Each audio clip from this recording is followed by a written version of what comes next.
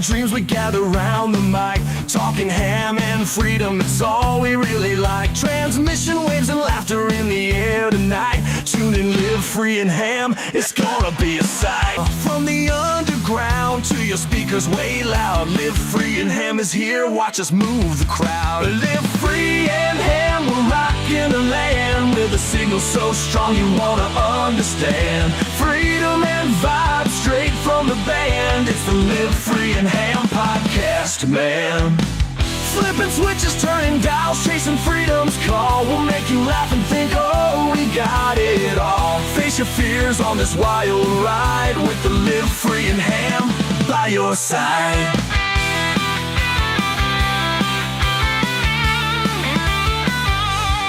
Through the static and the noise we cut right through, bringing stories and the truth, fresh and new.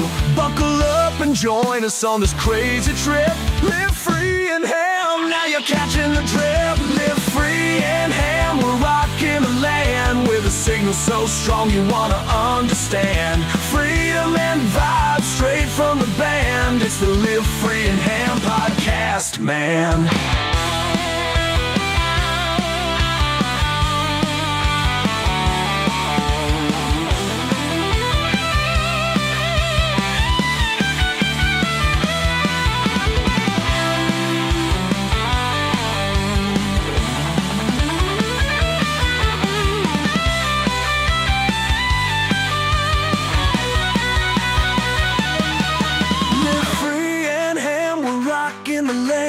A signal so strong you wanna understand.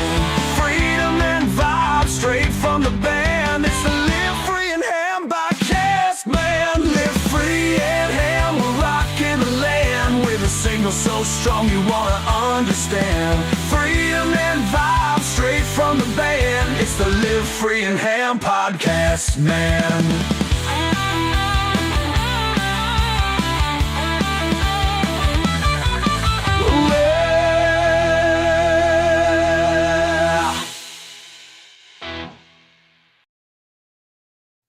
All right. Woohoo. Man, it's a marathon, my friends. It's a marathon. We are going full steam here. We're running on turbo boost. Well, we're Live Free and Ham, guys.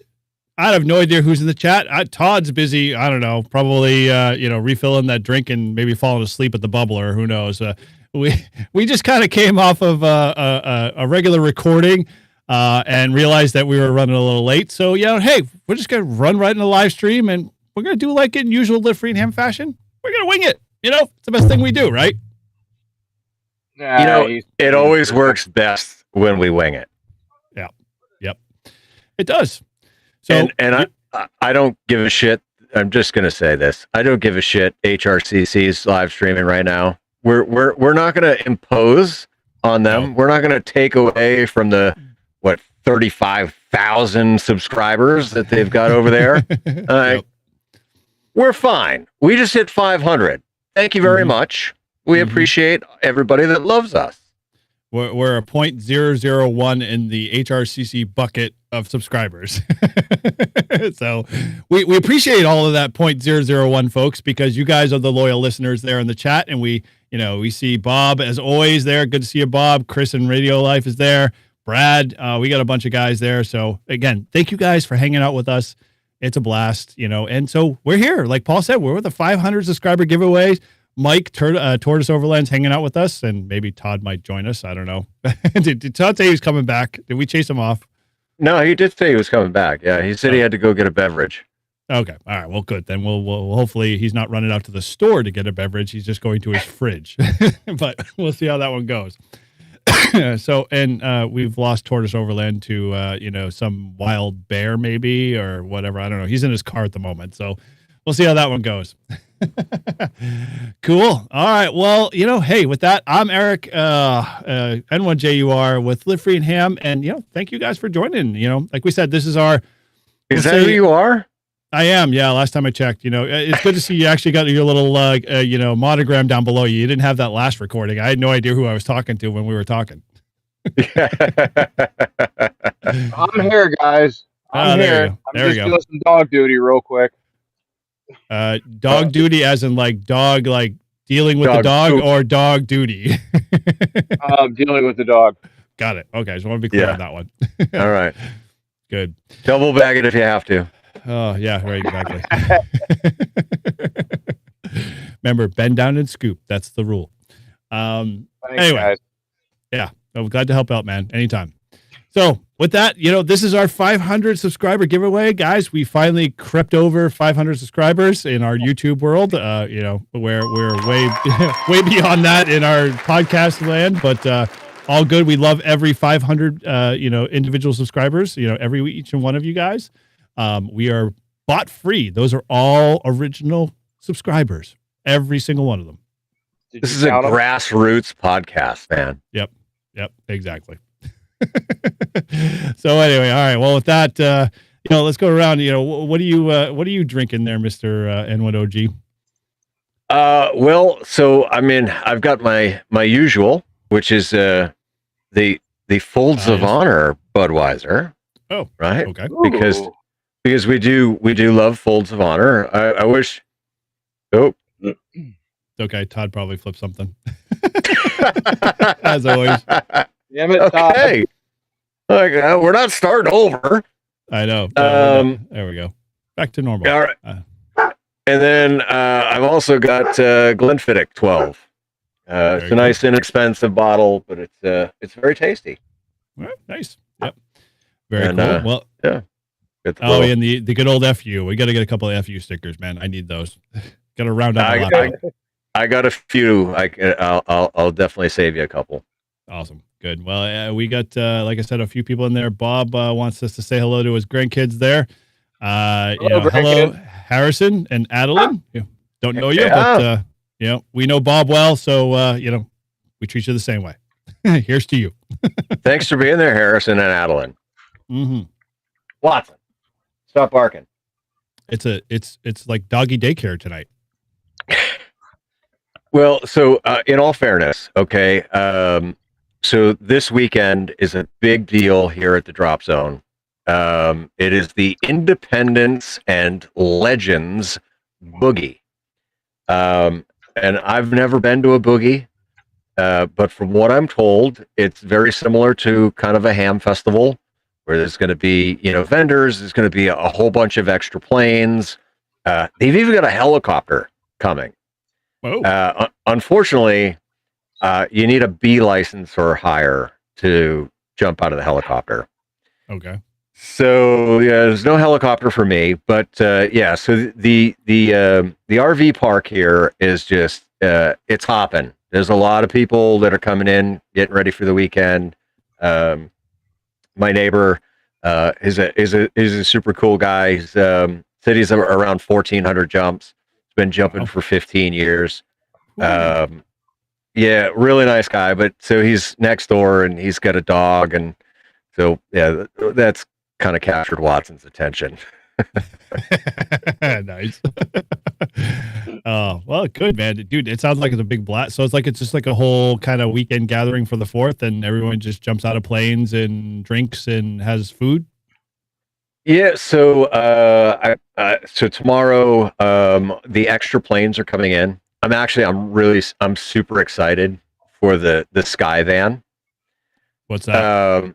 All right, so the Sky Van, it's a twin prop plane, but instead of jumping out of the side of the plane like you've seen in my videos, it's got a door in the back, and so big ass boxcar with wings. You can actually stand up inside of it. Wow. It's that tall that you can stand up inside of it and then go out the back. So I'm super excited for that. I can't wait to jump out of that freaking plane. But yeah, so that plane will be here tomorrow. There's a potluck dinner tomorrow night. Then Friday, there's planes and demos. I'm going to go to one demo to help out as ground crew. Carlos is going to be jumping at a different demo. Obviously, getting skydiving in, around the demos.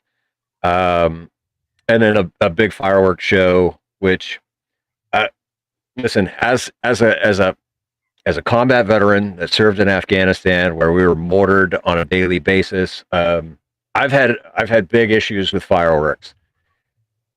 But for some reason, being here, I don't know if it's being here or what it is, but like the last couple nights, there's been a bunch of fireworks and things, and usually that kind of, I get that tightness in my chest, and like that kind of just unwanted anxiety.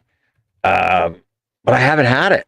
So I'm going to go to the fireworks show. This is going to be the first time that I've been to a fireworks show since, I don't know, probably 2010. Wow. Yeah. So this is going to be a big deal. And hopefully it's great and I love it. And, I can actually take it in and enjoy it, fireworks show again. Mhm.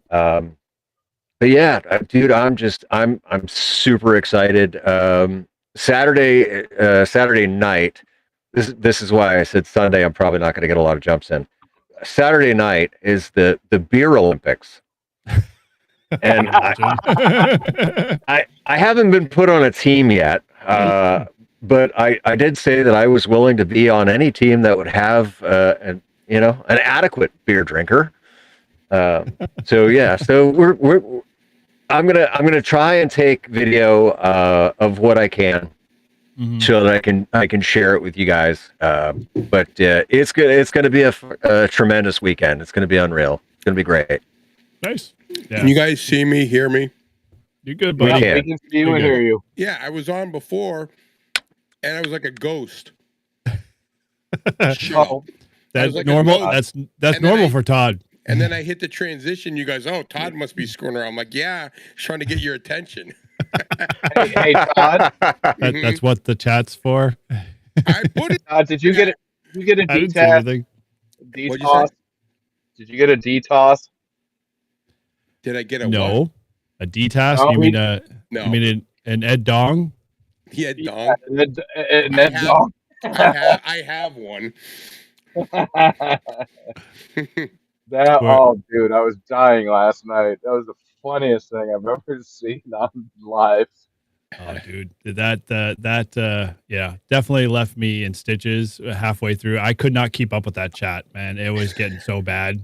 If Joe Brett rolls into Montesano With and that on his roof. antenna isn't up, Oh, dangling around, His little capacitance hat.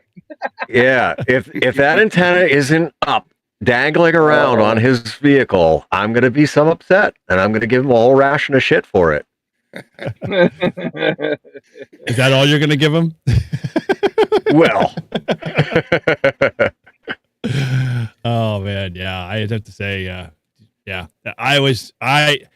Dude, they couldn't have played that any better. It was perfect timing, and just Frank was a great distraction, but amongst the fact that Joe Brett took center stage and unwrapped Christmas twice over, and both of those, I can't tell you how many. I felt bad for his wife Noelle, because it's like the jokes were flying all left and right to that. I'm like, yeah, that antenna is going to be hers. I'm like, oh, poor woman. Oh God, no. It was good. It was good. So yeah, if you haven't seen that, go back to the team replay there and check that out. It was definitely worth the watch for sure. oh, for sure. If there are any Clubhouse episodes that you want to go back and watch, definitely episode 6, episode 32, and 222. In that order. The first two, you got to be a channel member to watch. 222, I think that's open for now. Yeah. Oh my gosh, yeah. I only caught parts of that one, and I have to become a channel member again because it lapsed. But yeah, I gotta go back and rewatch all those. Cool. All right. Well, with that, Mike, what's going on with you, my friend? Good to see you. Thanks again for hanging out with us tonight. How's Tortoise Overland doing, my friend? I heard you finally popped, as Paul says, popped your cherry. Yep, I hit up US 0619, the Allegheny National Forest. I'm Nice. literally just outside of the actual forest boundary. Our house is so the direction of my truck facing north and south. That way. Well, no, that way. I had to look that way is the Allegheny National Forest. And I actually did drive deep into the forest this morning. Mhm. I did 20 contacts on Nice. 40 meters in about 40 minutes. Dude, that's pretty good. Nice. Oh Yeah, yeah. and what I did is when I got on the Dakota app, I put first activation, and boy, everybody was hitting me. Yes. They're like, So there's a virgin activator out there. Go get him. That's the way to got to get. get them. And got the truck muddy. Pulled out a. There was a place I wanted to go, and there was probably 2.5 foot diameter tree that fell down, all rotten. So I said I was going to take video and say the things we do for POTA, and take video of me actually tying my winch to the stupid tree and pulling it off the road. Wow. Clear the path. Yeah, yeah, and then I Here's figured out that there's a pond there full of mosquitoes, so I said, "No, I'm going to go that way." so I got a crazy idea, right? Okay. So I made the mistake today when I was talking to my new neighbor. Well, he's not new, but when I was talking to my neighbor, I said that this was going to be my first boogie. And so in skydiving, anything that is your first, when you get your license, you owe beer. Oh no! So No, I think we need to bring that over to ham radio. So Chris I Bricker like that would idea. owe beer for being his first sideband contacts, right? And Michael owes beer for his first POTA activation. So let's owe define beer that for rule a your little first bit. jump. Yeah, but that's skydiving. It's not ham radio. So Listen, let's. All right. when I got my license, I gave beer. Mhm. All right, so here's let's kind of shape this conversation a little bit. So, like, in essence, how much beer does Mike have to give, and what type of beer, and more so, is it based off of total success, total completed contacts, or is it just the activation as a whole is a success? And does he have to pay more beer if he doesn't get a successful activation? So it's just the fact that it's a first. Okay, all right, so that makes sense. Successful. And we'll say a 24 or a 30 pack Okay, all right, so you heard it here. of beer of your choice. Yes. And is it to Well, just it'll the be first person he Heineken. comes across, or is it just to everybody in his circle? Oh no, it's when we get together again, right? So like Near Fest, right? Or actually, before Near Fest, he's coming to 24-hour POTA, so we'll definitely have more beer. Yes, And- there we go. I changed my mind. It's going to be Guinness Extra Stout, That works, dude. Oh, That's That strong. okay. That's good. works. and it's going to be warm. Okay. Yeah, I've done warm. Warm's okay. I prefer the chilled version, but hey, I've swallowed a bit. Yeah, it's beer of your choice. So bring whatever you'd like. Wow, I like All this right, rule. all All right, So, so all right. So I have Well- a question. What about Todd? What about me? what about Todd? When you get your extra, what beer are you bringing? Oh, we got to now extend this to license a class. It's a first. No, it's not. I've gotten a license before. No, Not as an extra. Yeah, anything to spend Todd's money. This is not one area he wants to spend it on. Yeah. I bet you I get my extra before Todd. Yeah. You're probably true. right. But Todd likes it. Todd wants to keep the extra going on Live Free and Ham, so it's never if it gonna was stop. if it was the beer that if it was me, like if I was for myself, I'd probably just get like Blue Moon or something. I like Blue Moon. Oh, that's good. But if Eric was there, I'd probably go down to the brewery and Spyglass. Spyglass my favorite place. Yeah. and buy him some. I don't know about 30 of them since they're Yeah, I like, know. But 4-pack is perfectly fine in that because, A like, 4-pack is- at a 4-pack 8 or is like 11% 30 ABV, bucks. Yeah, that's but, perfectly I don't fine. know. We'll mix it up. We'll see what happens. Nice. Okay. Well, you guys hear it first. We've established the rules. So going forward, please spread the rule and let everybody know that if you run into a Virgin ham radio operator that they activates a park successfully, or it doesn't activate at all, it activates in general, the beer has to go forward. So I don't know. Someone come up with a great, slogan for this, and we'll carry it on. But yeah, You Be shall not Pota pass. beers. Pota beers. Pota beers. Not to be confused with Pota Power, because after like 50 beers, you're like, what Pota Power? What? What? Pota slurs. But anyway, good deal. Speaking of Pota Awesome. Power, 7,200. Let's go. So, Mike, we're gonna bring this down a little bit. I'm very, very touched that you felt like I was the one to push you, like I did Todd, into the Pota world. yeah, but you and Paul both shit on me by not. I'm like, hey guys, look, I am on the air. I'm doing an activation, and Paul's like, I got to get my antenna up, and Eric's like, I'm not even near radio. Sadly, I have not Had you added done it you. yesterday, you could have got park to park with both of us. Yeah, you could have. That would have been a trifecta for sure. That would have been awesome. See, that's one thing. The Polo needs a park to park button. It does. has one. It's you just got to go to this. Listen, go to the spotting list, and then all you got to do is click on the call sign of the person that you're wanting to make a contact with, and it'll auto translate all of their information right over to your contacts field, and then you just put in the signal reports and log it. Yep. Right, but what if I'm calling and they call me park to park? You can select them. You basically put their call sign in and then hit the park to park button. What are you using? Polo? Yeah, just hit the P2P button. You hit the park to park button, and if they've been spotted at a park, it'll automatically throw the park number in. Yeah, so here's a little tip. POTA does all the freaking heavy lifting for you. So even if you don't put their park number in, you're still going to get the park to credit, because when you submit your log, it'll go, oh, I need this connection, and you'll get the park there credit. we go. Yeah, I just found it. Yep. Yeah. Yep. Now here's a little tip.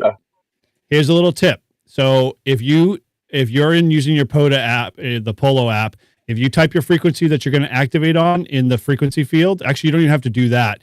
You can, in the contact field, you can type spot me, SPOTME, space the frequency that you want, and then it'll update the frequency and send it to the spotting page for you right from the command line. Oh, shit. I didn't know that. That's cool. It's freaking awesome. That. I love it. That's Yeah. cool. Yep. Jesus, talk about now. Easy.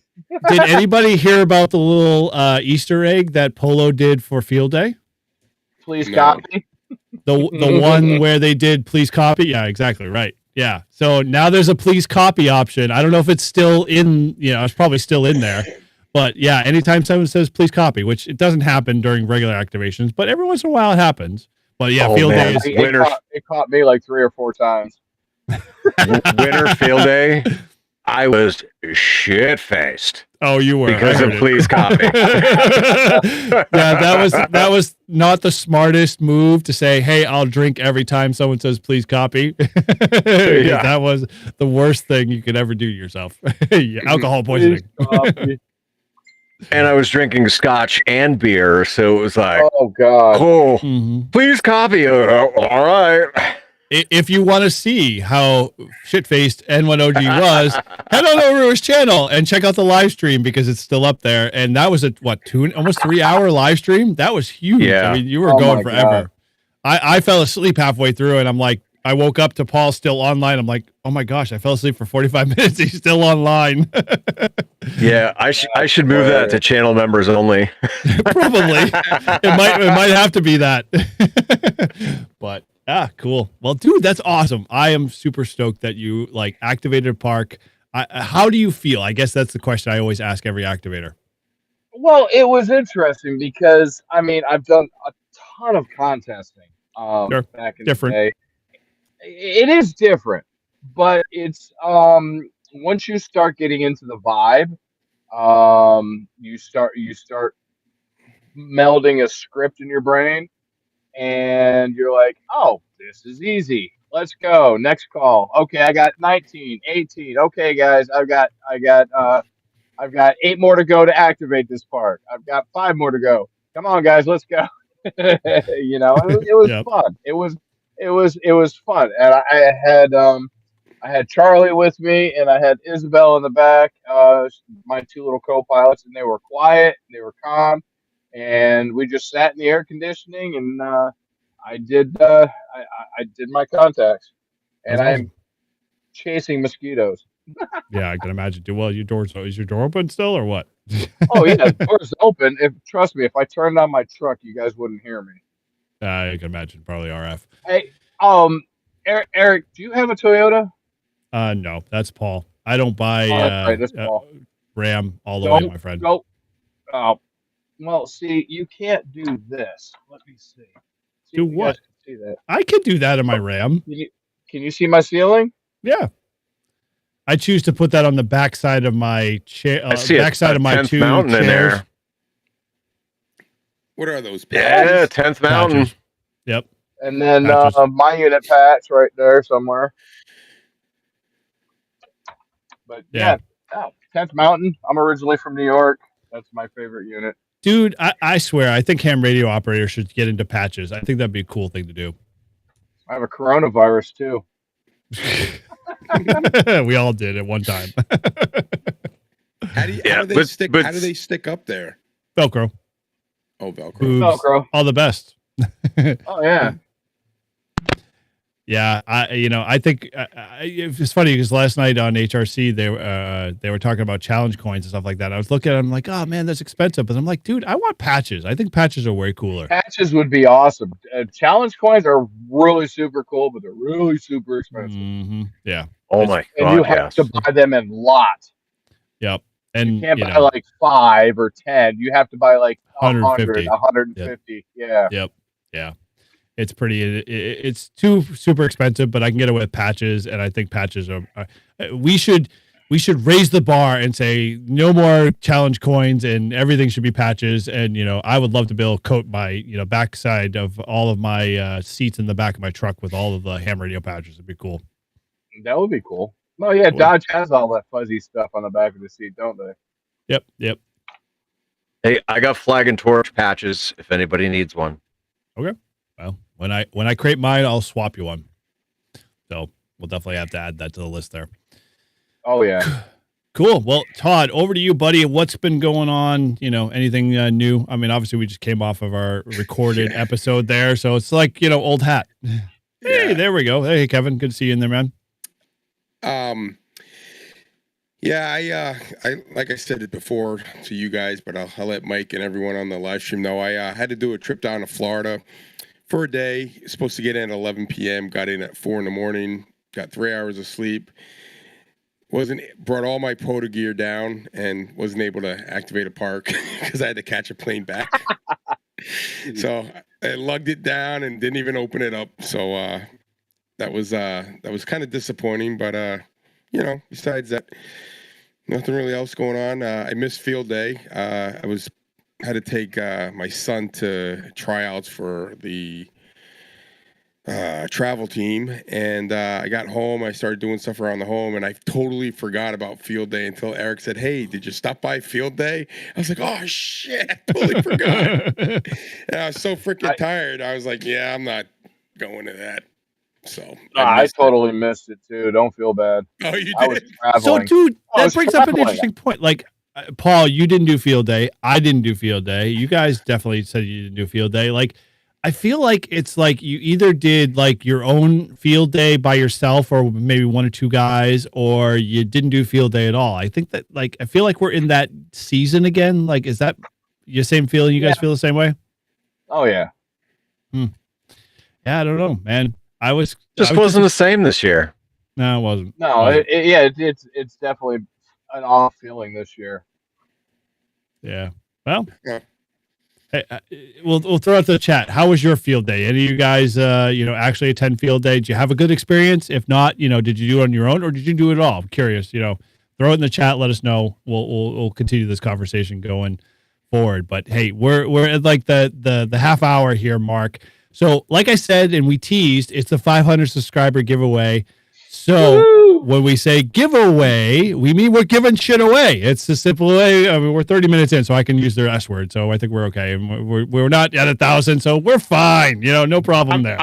I'm pretty sure like we were 3 or 4 minutes in when I dropped the first F-bomb. So we're fine. Yeah. We break all the records there.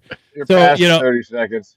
So, this is our first time, and you have to give us. We're virgins here. We're gonna try to use the giveaway page here with in EV Mux, because we got away from StreamYard because God, they wanted to take my firstborn kid and charge me almost 2 mortgage payments.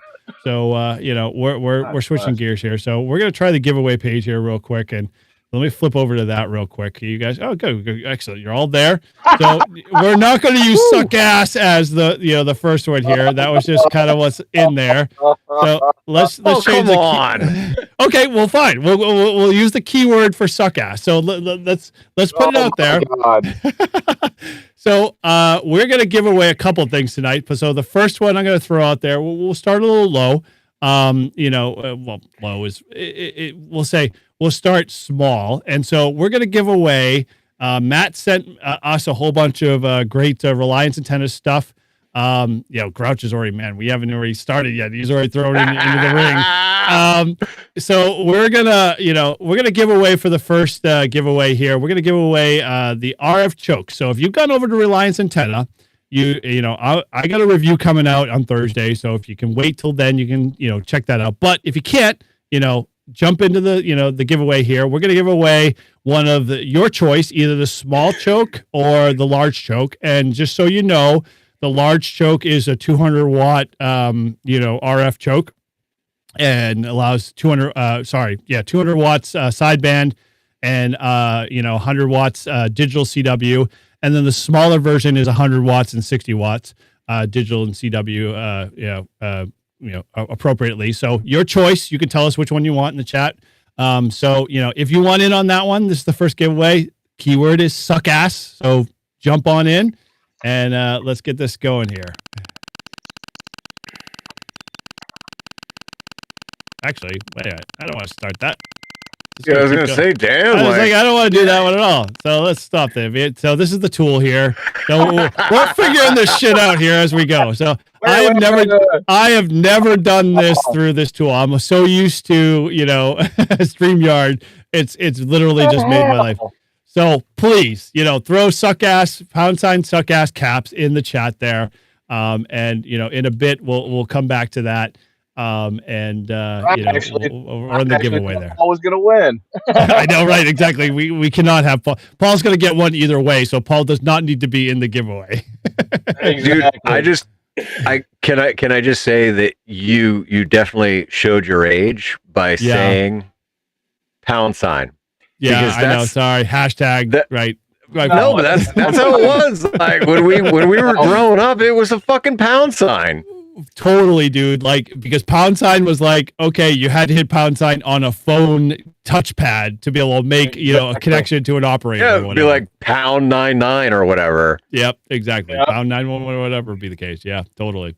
Yep. That we're fucking old guys. Oh, Jesus. So I don't know. Outside of that, what else is going on for you guys? Anything crazy new on the horizon for you guys? I mean, obviously Paul's skydiving this weekend, but Mike, you're where right now? I am in Northwest Pennsylvania. We own some property up here. Is that where the Allegheny National Forest is? Exactly. I could get out of my truck and throw a rock and hit the forest. Get out of here. But it's been raining up here like unbelievable for the last 2 weeks. I pulled into my yard and my truck sank 3 inches. Oh. I was like, I think the yard's a little wet, so let me back out and move over here. So the wife was like, "You're tearing up the yard." I said, "I'm not tearing anything up. I just pulled in." Dude, that's when you just romp on the throttle and start fucking whipping fucking donuts in the mud. Oh, see, it's my own. I have a little patch of grass on the front yard now. That would not be a good idea. Fuck it. You don't need it. Oh yeah, You I know, do. I like my little patch of grass. Mike get likes rid his of the grass and then you don't have to mow it. I love grass. I lived in Arizona. We had a little patch of grass. I looked back at satellite shots of the house that we lived in. They have no grass anymore there. I was so upset. Yes, George, I have one I can let you borrow. I can borrow from my dad.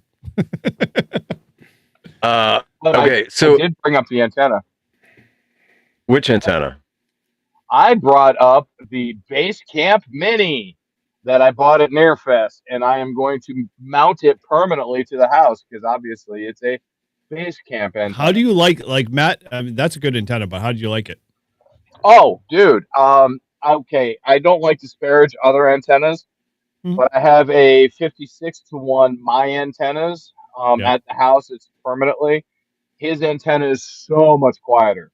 Oh my God. It is it's 3 to 5 dBs quieter than the my antennas, 56-to-1. Wow. Yeah, blew my mind. And I told Matt about that. I was like, dude, your antenna rocks. It is so much quieter than this commercial antenna. So Dude, yeah. his filters are freaking phenomenal. Like I can't tell you. Like I literally was like, all right, we're gonna play this game. So I started my truck because I knew my if fuel the fuel pump was basically super noisy in general for the HF side of stuff. So I started the truck Oh from yeah. where I was sitting, and literally that filter knocked the crap out of it. The total band pass. It was awesome. I was like, Nice. my gosh, it was quiet as hell. So they are really good. Based off of Well, what it's he's a built. Dodge anyway, so you know. Yeah, minus the car, whatever, fine. It's still knocked the noise down. Hey, the noise blanker works really great on HF. You're right. So Yeah, that antenna was phenomenal. while we're waiting for people to put pound suck ass in the chat, Yep. we got a bunch of comments about field day. So Prefham Paul, he wrote good times with Frank the Tank at a park. So we got 3 days of POTA activations. Brad Parker, he wrote did it with the club. He had antenna issues, but still a good time. Okay. Tango Oscar Mike Tom, he put club field day. Did some GOTA coaching. We had a good time. Nice. Which absolutely fantastic on the GOTA. And then Kevin, K0KLB, he said he was out in the cornfield with the dog. Best time ever. Was he also activated? Or was he also actually part of your station? Did you count him as a contact? Oh, and TJ here, he said he went to club's field day for a few hours, went home, and operated as a 1 Delta until midnight. Dude, nice. That's awesome. Make sure when you throw in your logs that you give credit to N1QC. That way we'll go back to the club. Very cool. Yeah, always throw N1QC in there. Yep. Queen Charlie. That's the CQ heard around the world. Is it? I don't know. Last time I checked, it was close. But no, you don't remember my song? I do. Yeah, we haven't played that in a while. You should dig that one back up again. Very cool. So, all right. Well, we're getting close here. So we got a couple other things to give away. So let's go back to the giveaway page here and let's run the lovely utility here. See if I can actually figure out how to do this damn thing here. Let's go back to layers here. This will be the first time, so forgive me for screwing this up.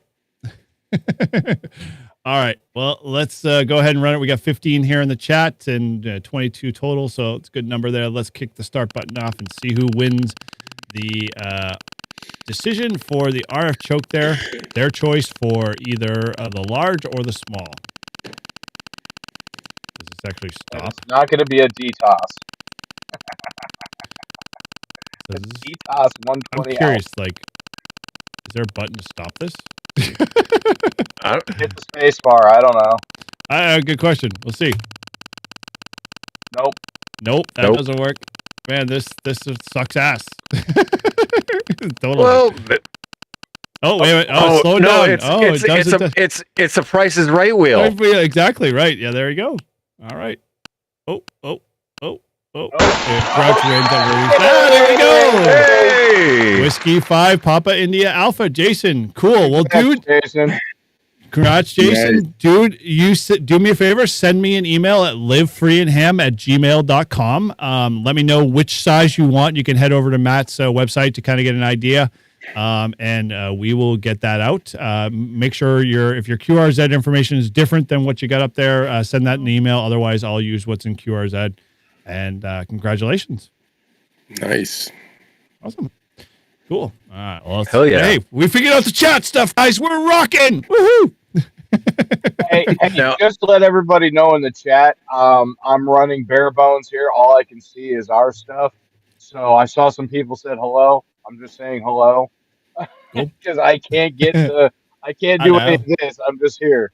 Yeah, he's on the phone. So, he's No, I'm limited not to on the screen phone. size. I'm on a laptop. But Oh. it's so far away from me. I can't see the damn thing. See, I was gonna say you're doing like To, where the other day he was in his Ford, and Jim had to do all the comments and everything. That's funny. Very cool. But Eric, I don't know if you got my message, but I want to throw one thing into the giveaway.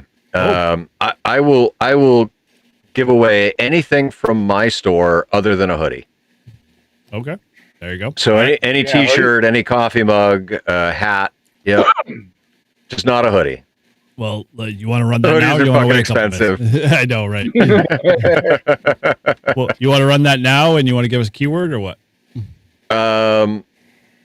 Yeah, all right. Here, let me. I'll put the link chat. to the store in the chat.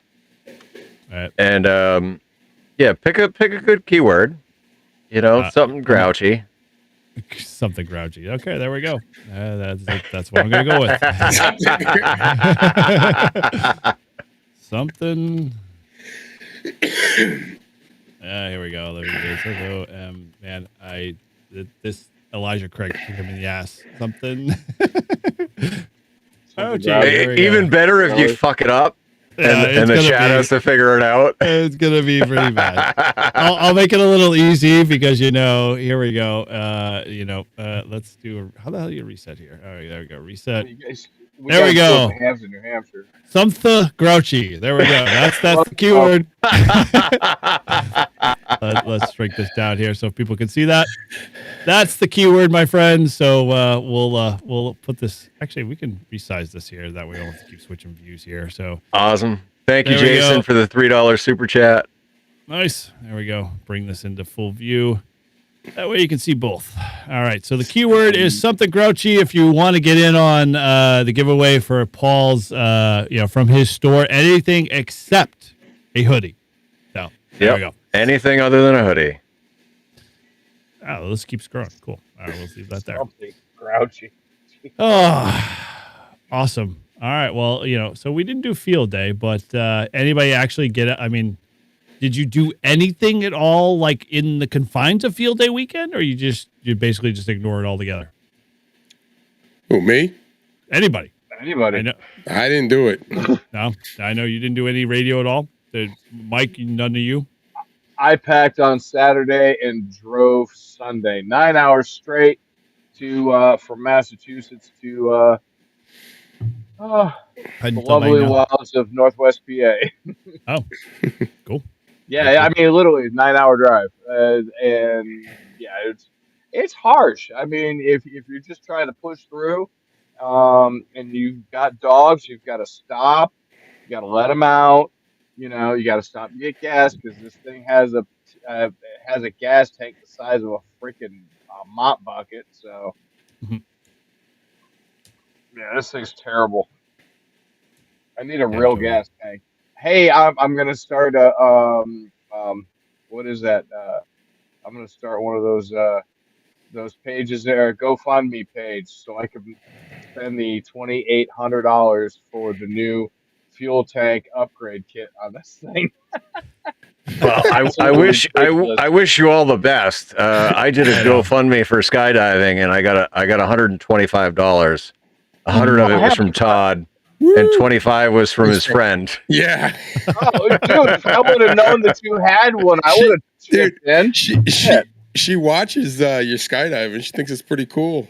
Well, you know, if you Awesome. actually listen to Live Free Ham regularly, you'd realize that we actually advertise a button all the time up at our, livefreeham.com webpage up in the top right-hand corner if you want to help out, the Grouch there. What are you working on? Your B license or D license? What's the next license you're working on? No, so B is the next one, and I should have the B by the end of the month.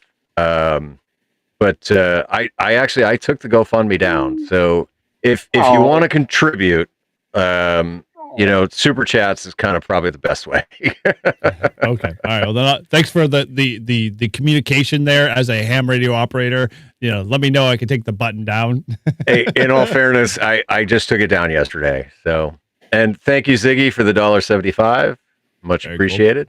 Cool. Nice job. Awesome. Cool. All right. Good on Jason, and I'll make sure we get him out that. Super chats. Oh no, Mike's on the computer there now. We're in trouble. So awesome. I don't know. Outside of that, I have to say, for those that are noticed, at least on my channel, I got a nice review coming out with an antenna, but or not an antenna with a obviously RF choke, but I was able to actually work there. Good with NO and OG and Chris and Radio Life there. It was good to make contact with those guys. Bands. I think the bands are getting a little bit better. I don't know. What do you guys feel on that one? Oh, for sure. Yeah, I haven't been on lately, so I couldn't tell you. Well, we're a good supporting, community here. We can give you a great, up to the minute info there, Mike. I'm just waiting for you guys to tell me the bands are. Sorry. When 10 meters opens up, let me know. 10 meters will open in the fall. Yeah, you have to wait. Right. Like, it's just because we're summertime, like it is what it is. 10 meters is not going to be good in the summertime. No, it never is. Yeah, but no, there's a lot of fading and stuff, but the bands aren't bad. Thank you, Michael. Really appreciate that. Sorry, I clicked the button by accident. It's all good. No, thank you. Yeah, very cool. Yeah, dude, it's kind of funny. Like, I keep forgetting every year, like right around this time, 6 meters is always on fire. It's always like, everyone talks about the Magic Band and how great it is. And not that I'm going to slight Mike, because Mike does a freaking awesome job, picking up all those bands and doing, all the activity around those bands. But like every time I hop on 6 meters, like I get dead air. It's just like a bad thing for me. So I kind of just ignore it and, wait till, we get past 6 meters and then get back to HF. Hey, did you watch any of those, the CB YouTube channel? Oh, the lawnmower man. My gosh, dude, my head is spinning. I hate it. Oh my can't gosh. do that total. I was like, yep. I was like on the verge. I'm like, I'm gonna go get one of those CB radios and give it a shot. And then I was like, no freaking way. I'm like, no. So I've got an 891 for that. So yeah, for those that are subscribers to Live Free and Ham, the podcast, and even the YouTube channel, we had Walt on because the previous episode before, we were like, Paul was talking about CB and how great he uses CB to talk to the truckers during traffic jams, and we're like, dude, Waze solves that problem for you. You don't have to talk to anybody to figure out what the traffic reports are. And they're like, well, we gotta have Walt on because Walt's the big CB guy. So we had Walt on. I did not. I am reporting here today. You heard it live on this live stream. I have not gone over to N1OG's house yet and picked up the Bearcat yet. I am reluctant to right now because I've got way too much on my freaking plate that if I took that radio, it would probably just be better sitting at home than it would be in my shack doing nothing. So, yeah. It's just sitting at my house doing nothing. True. Okay, so that's a scanner though. That's not that's not a CB radio. Well, I got an 885 that has a scanner built into it, dude. Okay. Now, how much? You pick up the unit in 885. Yeah. It's got a antenna there, and no matter where you go in the country, it automatically programs the scanner for you. Okay. Yeah, dude. So So Fancy.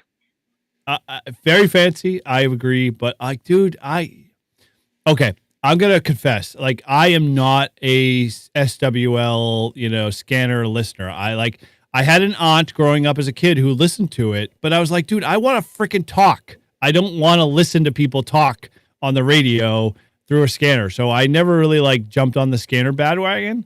So I never really it's kind of funny because like I had 4 Bearcat. Oh man, I can't remember what the models were, but they were P25. They were pretty much like, full blown, encrypted units and the whole 9 yards. I just gave them away to another ham that actually did shortwave listening because like they were doing nothing for me. And like, well, part of the problem now, like if you're into scanners and like listening to police and stuff, everything is encrypted. So it's not like when I was a kid and you could hear everything that was going on in the conversations like live. Mike is clenching his butt. No. Not everything is encrypted. Everything went to P25 digital. So, like, when I lived in Nashville, God bless, I was getting calls from all the radio stations or TV stations because we did a lot of their radio work for them. We put their two-way radios in their helicopters and a bunch of stuff. But they had scanners set up in the newsroom, and they called me one morning and said, Nashville Fire and Nashville Police went digital or something. We can't hear them anymore. And I'm like, no, they didn't go digital. They went P25, fully digital. And they're like, so what do we do? I said, you're going to spend some money for a nice digital scanner now. Yeah, but so our 2 of our largest cities, and they're not large, but for New Hampshire, there are 2. They all went digital. You can still get the fire and the ambulance, but the police, they all went digital because the internet had a bunch of guys posting news stations and they were showing up to like shootings and stuff before the police. Wow. And it was causing a problem. Wow. So Manchester, I think they spent $250,000 to encrypt all their channels. They get new radios and stuff. They had one channel that was encrypted, but they needed more. So once they did it, then Nashua, the second largest city, they followed suit. And now I used to listen to them, and now you get nothing. So unless you have their radios, you're not listening to crap. Well, most of the paging is analog because digital pagers are expensive, and most of their straight paging is analog still. It should be. Yeah. Now our state police and county and stuff, they're still analog, so you can still get that. But as soon as if there's a SWAT incident and the state police SWAT, that goes encrypted. They have encrypted channels. So you basically around here, you just hear the stupid bullshit like, can you go to 391 Main Street for a domestic? Or can you do a welfare or what do they call it? Not a welfare check. Welfare check. Yeah, it's welfare check. Welfare check at this, and so.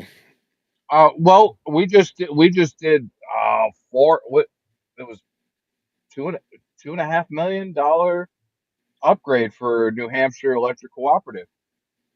Now they went digital, but they went DMR, and they did capacity max. 14 sites. We did their system. We just did that last year. Absolutely beautiful system too. Yeah. All right. Well, we're getting at the top of the hour, guys, real quick. We'll keep going. But, at 10 o'clock, we'll, run the next giveaway there for the Grouch. So if you haven't jumped in, I see Poto Power in there. And, I did star real quick. How the hell do we do this? Oh, there we go. Yeah. You go to the filter. Yeah, got it. Yeah. So, my TO, which should be OTO, we need to call him OTO. I think that's a proper way of saying it instead of just calling him my TO. Nice. Yeah, OTO. No, the other TO. I am Julie's TO. I'm sorry. You are, but that's kind of in terms of endearment. You know, I think for the general populace, it should be OTO. Okay. Well, I know But- Vaughn would kick my ass anyway, so. So what I want to know though, right, is if we go down to Florida, is Julie going to give us a tour of the villages? Because I just want to sightsee the shit out of the villages. I want to see all the different colored scrunchies. I thought it was loofahs. Yeah, it's close. Probably both. Yeah, probably both. Dude, yeah, we love Pota Power. We had them on, and those guys rock. Vaughn and Julie, you know, both you know, characters in and of their own right, and you know, dude, we love Pota Power, and you know, keep doing what you're doing, guys. Awesome stuff. Yeah, hope to wanna see you go guys in for Huntsville. hyperactive OCD. Go watch Photo Power. Yeah, so those that are on the chat, you know, the rest of the Live Free and Ham cronies, me and Todd, are not going to be at Huntsville. So Paul is going to be representing us 110%. So we're shipping a crap ton of, you know, stickers and other stuff to him. So if you want some good Live Free and Ham stuff, seek him out. What site are you, Paul? Let him know. Okay, site number 33 from the 11th to the 18th at Montesano State Park. That's where you will find me. There you go. So yeah, if you want some good stuff, I might. Except for Friday when I'm jumping with Carlos. Yeah, true. Right. Well, so yeah. We'll throw in a couple extra goodies. I've got a couple of stuff, you know, from Reliance Antenna and a few other things. I think we'll throw in there that Paul can give away. So you know, if you want some swag, you want some good stuff, you know, seek Paul out. You know where to find him. Find the Grouch, or just ask for the Grouch. You know, and they'll point you in the right direction. Julie's got me. Yes. There you go. I got your tour, Grouch. Nice job. All right. Well, we're at the top of the hour here, so let's finally run this, you know, giveaway for the Grouch. Spin here. that wheel. Oh, fish. All right. Come on. What the heck is it giving? There we go. Oh, God. Start. There we go. The wheel is running. Dude, we can't see that. You need I to know. open Well, that there up we a go. little bit. So you whiner. There we go. Yeah, so you put it right behind everybody. No, There you dude, go. give me a second. Jeez. So sorry, I'm not moving fast enough for you, Mike. No, it's first time for everything. You know, we understand. No kidding. Mhm. All right. So frequency frontier is going to be at 60. So I guarantee if I don't see you at site 60, I'll see you at site 51A when we have coffee with Carlos. Carlos, yep. Oh, here we go, rolling down. I might just take a plane and fly down. Ooh. If the Grouch wants me to spin. There we go. 75 owned ham. All right. Okay. Well, there you go. So if 75 owned ham, you know, hit me up, or actually hit the Grouch up. So Grouch, go ahead and give him your email, and that way, Yeah. So Ziggy, just send me a message in Discord. Let me know what it is that you want out of my store. Anything other than a hoodie, and I'll send it your way. I have There a you go. question. How does 75 ohms work with ham radio? It works. It works. It's Paul magic, knows. but it works. She's tried to do it several times with coax at 75 ohms. How did that go? Yeah. No, it works. He said he wants the hoodie. Yeah, of course, Ziggy wants a hoodie. We're gonna send you the half crop top version. You know, whatever. Oh my God, that'd be hilarious. Very cool. With the Oh, man. sleeves. So you are so with you know ham. Why freaking can't do this? You know, ham, not Camcation. Help me out here, man. My brain is just Huntsville. like Huntsville. Thank you. We really need to figure out how to rename these so they're like not all the same H's. So I'm getting to like 51 now at this point. Orlando, and There we go. then Dayton, and then Huntsville. Okay, so Huntsville, fine. Well, that'll make it a little easier, hopefully, as I lock it in my brain. So, yeah, what? So you're just jumping. You're gonna maybe partake in any of the other stuff that's going on down there? As far as what? Well, I know T.O.'s got a ton of stuff going on. I mean, he's been doing a lot of videos and stuff like that for 4 days in August or whatever that they're working on. Yeah, well, so the 4 days in August is turning into 5 days in August because Why not? there's a few of us that are going to be there for 5 days instead of four. But yeah, no, there's a whole bunch of cool stuff being planned. If you're not in the Toads Discord, there's a channel. It's called Huntsville FDIA. Um, and everything is in there. Plus, there's been a couple planning live streams. But yeah, there's going to be Meshtastic stuff going on Wednesday. There's going to be I think Gigaparts on Thursday. Um, we're working out some details on some other things. Like there's a ton of cool stuff going on. The anti forum is what To calls it, and I dig that because but so like, all right, listen, I'm a hands-on person. Like I can sit in a seminar and I can take in information, but it's not the same as if like I've got my hands on and I'm building something with somebody, right? Like I can solder. I mean, it's not great, but I can do it. It's way better than fucking Frank.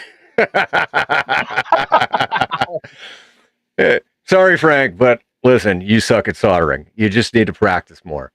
But so I think the concept is fantastic, right? Like it's where you go and somebody teaches you something, but you learn how to do it with your hands. Like for somebody like me that is a hands-on learner, like that's ideal, So I'm glad they're doing it. I'm pumped. Dude, this whole year is full of like things that I've always wanted to do, and I always said, well, someday I'm going to do that, right?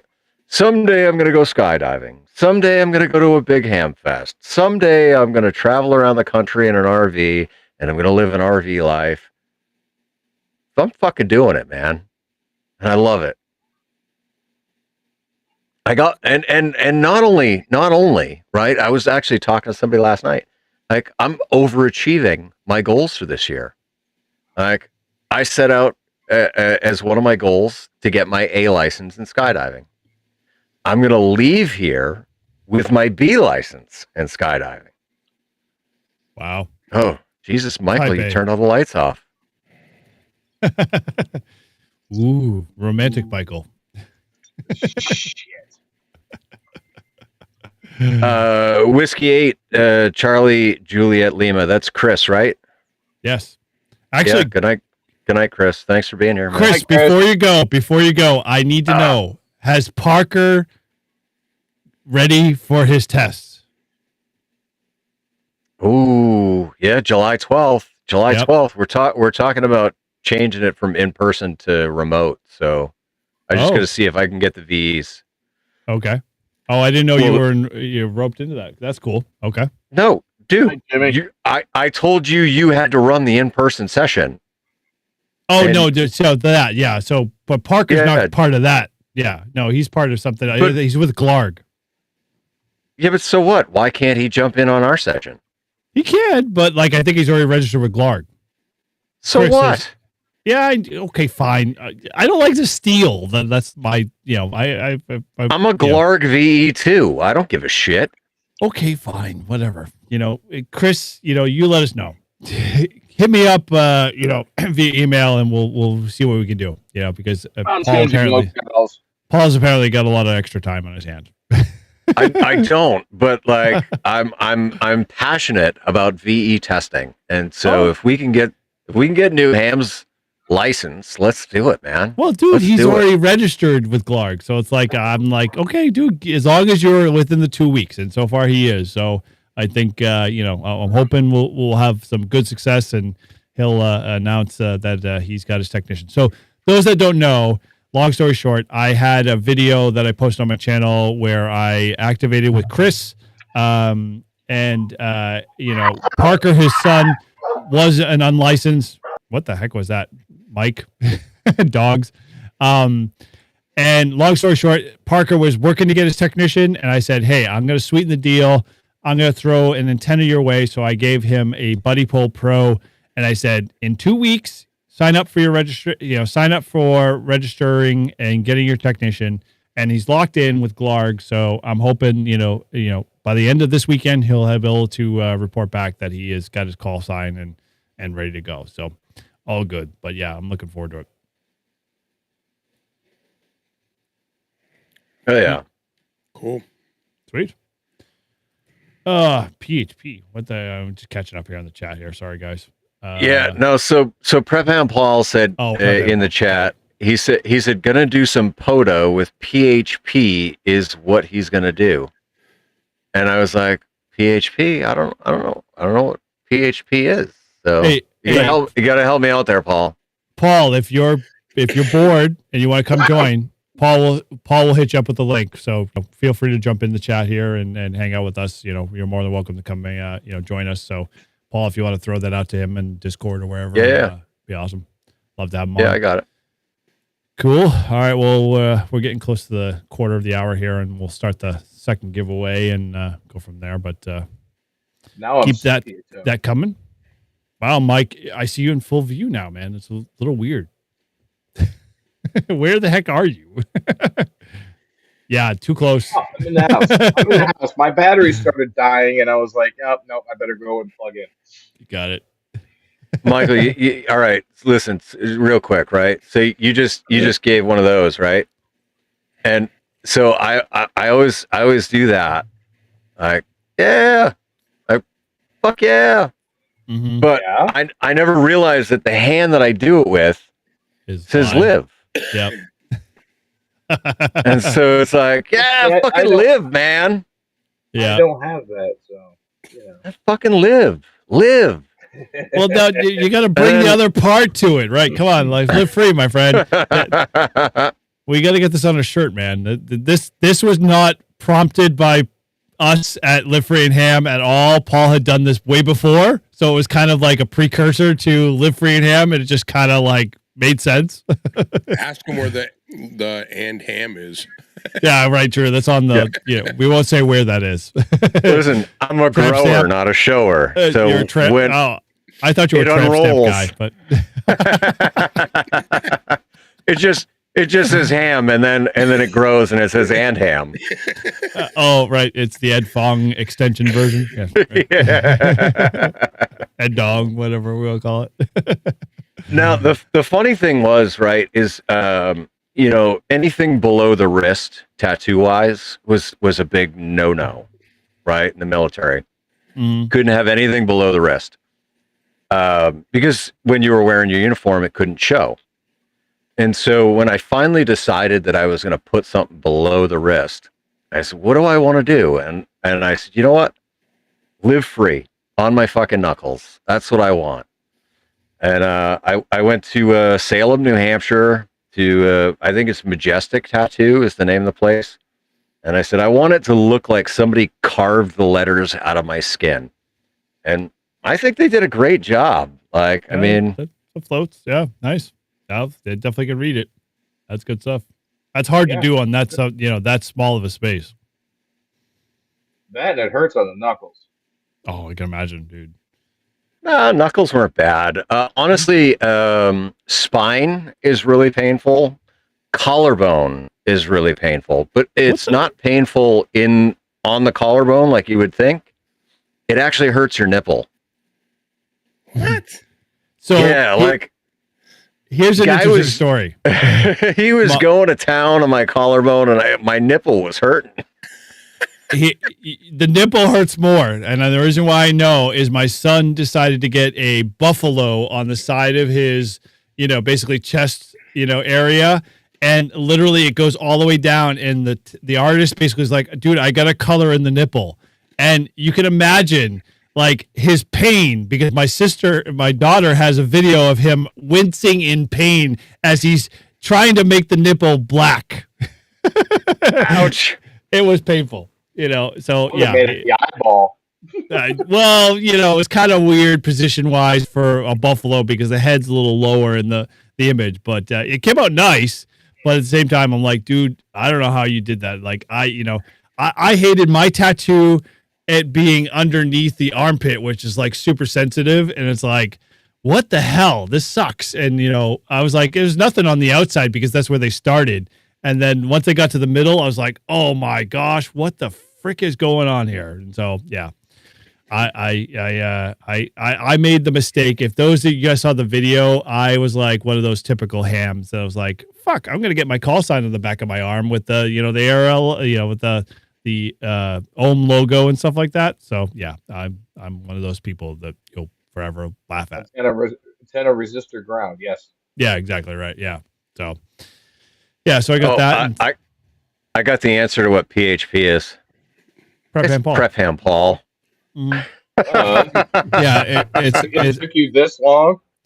I was thinking prep ham PHP was more of a hypertext markup language in HTML, but you know that was just, you know, way beyond. That's what I was thinking. I was like, nerd. I don't know code, man. Right, exactly. That's what it is. But yes, I will definitely be doing Parks on the Air and Prep Amp Paul. You better fucking be there with me. We'll unroll together.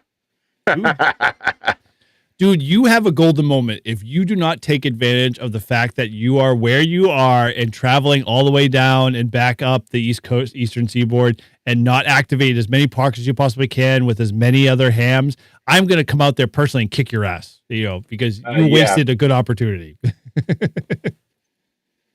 Yeah, well, and so that's where, like, on the way back, there's a whole bunch of Flag and Torch guys that are like Georgia, Tennessee, Kentucky, the Carolinas, right? So yeah, I obviously I gotta plan that on the way back to hit all those guys up and do parks with them. Yep. Yeah. Get those states green, my friend. Get those states green. Especially the fact that you only have 12. Like, I expect more out of you, my friend. Yeah. Well, so I mean, I've already got Florida, Georgia, and South Carolina. So I need to get North Carolina. I need to get Tennessee, Kentucky, Alabama. I'll obviously get it Huntsville. But yeah, I definitely. I'll probably come home with 4 or 5 at least new states. Mm-hmm. Yeah. So, Mike, this is what you have to expect. Like, you start to plan family vacations or just in general vacations in general. Like, where are the POTA parks along the way, and whether or not I have activated said state, because that's what you want to turn to green. And you go, I'm sorry, can't get there from here, so I gotta go the other way. Mm-hmm. Mm-hmm. I can't tell you how much I went out of the way on my way to North Carolina for a baseball event for my son's college experience, and activated every park along the 95 corridor all the way up and down, because my wife's like, hey, this is the only opportunity you have, so take advantage of it. I'm like, hell yeah. So Connecticut, Pennsylvania, Rhode Island, all those guys. I mean, just banged them all the way across the board. I will say it. I mean, it only took me like 40 minutes to do the 20 contacts, but God bless, you know, if you're doing that and you've got to, you got to have 10 correct to activate. So yeah, that's a lot of time in between as you go. So yeah, you only got to get 10, dude. Planning. Only 10. I know. Todd and I learned that. Yeah, but the thing is that, you know, if you get a pile up, you're screwed. No, you do not. This is the rule that Todd and I learned. When the pile up happened, you say, sorry guys, I'm moving on to the next park. Hit me up there. QRT. Turn it down. Exactly. They follow. We had a guy. They will. We had a guy out in Europe. I think he got us on every park. We did 7 of them. He just waited. Yeah, it was pretty awesome. And we did that. When we did that, we did it in November, and it was like, what, 80 degrees? It was 80 degrees. It was freaking, it was October, but yeah, October. It was October. Yeah. And people were jumping in the ocean, and it was just nuts. And yeah, we did the whole thing until the 7th park, all on 10 meters. And and we even got Ryan. We got Ryan at 47,000 feet. Yeah. Doing about aeronautical mobile. Aeronautical mobile. He got us on 10 meters. And he's like, oh, I got to go. I got to land. I'll try to get back to you. Yeah, don't screw that up. Yeah. So that was pretty cool. That was a fun activation or Dude, activations. we're gonna have to do that again before the end of the summer. Once Paul finally comes back in August, we're just gonna be like, screw this. We're gonna do 2 guys, 2 groups, and just start in Maine, start in Mass, and go right to the middle, and then cross each other's path and finish in each other's states. So yeah, that'll be fun. Well, all right. So we're gonna have to plan this out to where like we do the Poda Rove, and then we all go north to Acadia together. Oh no, we have to do Acadia separate. I think we got to follow up with what we said in our podcast. We need to do Arcadia for field day. That would be pass filters. We can operate one station to Arcadia as long as we're operating Arcadia. I don't care. Yeah, only a few of us. I know, right? I mean, for the size of Arcadia and the space, we could probably space it out enough that we could run 2 stations and be happy. Chris and I did make a contact with somebody that was activating in Arcadia yesterday. Oh wow! So from Wisconsin to Maine, yeah, dude, yeah, we got awesome. it. Yeah, dude, that's awesome. Yeah. All right. Well, let's switch gears here real quick. We're going to run the next giveaway here. So I'm going to flip over to the giveaway page here. That's the poll. That's not what I want. Come on, giveaway page. All right, cool. So let's go to someone give me a keyword. Winner was. So this is for. Let me go and big in here. I'm going to go large screen here. Sorry for the view. So we are going to do the 56-1 Reliance antenna here. This is with the orange stealth wire and green kite winder. Stealth wire? Yeah, it's a stealth wire. Why is it stealth? It's bright orange. That's what he calls it. It's polystealth. It's polystealth. What it is. Yeah. Right. And so this is the small little transformer here. So 100 watts, no problem. Great antenna. I love it. I've got one myself. I use them all, and I know Paul's got a couple end feds as well. So with that, let me get out of here. We are going to use. Someone give me a keyword here. I put one in the private chat for you. Oh, you did? Okay, cool. Let me go here real quick. All right, there we go. Cool. All right, let me grab that here. So let me give you the keyword here, and we'll give away this antenna. Giveaway. All right, so that is the keyword. Come on, refresh here.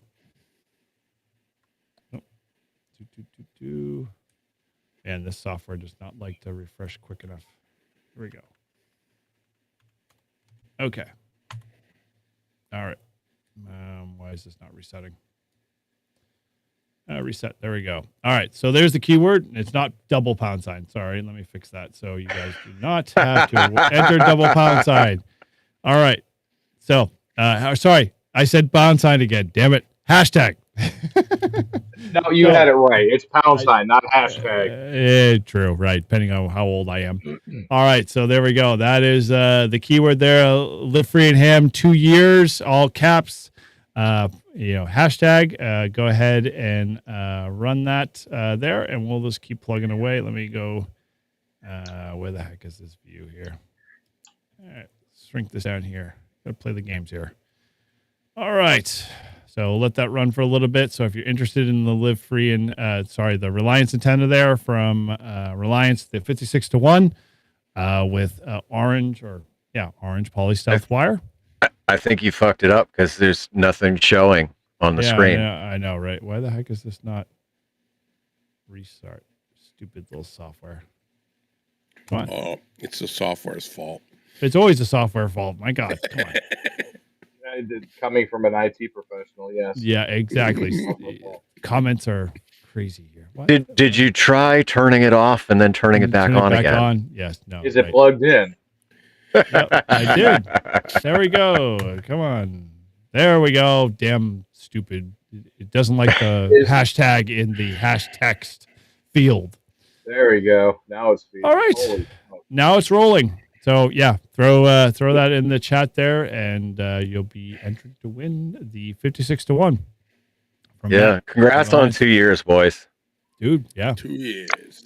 I raise a glass, live free and ham glass. You know, for those that have not picked one up, sorry for you guys for not I getting gave one. mine away.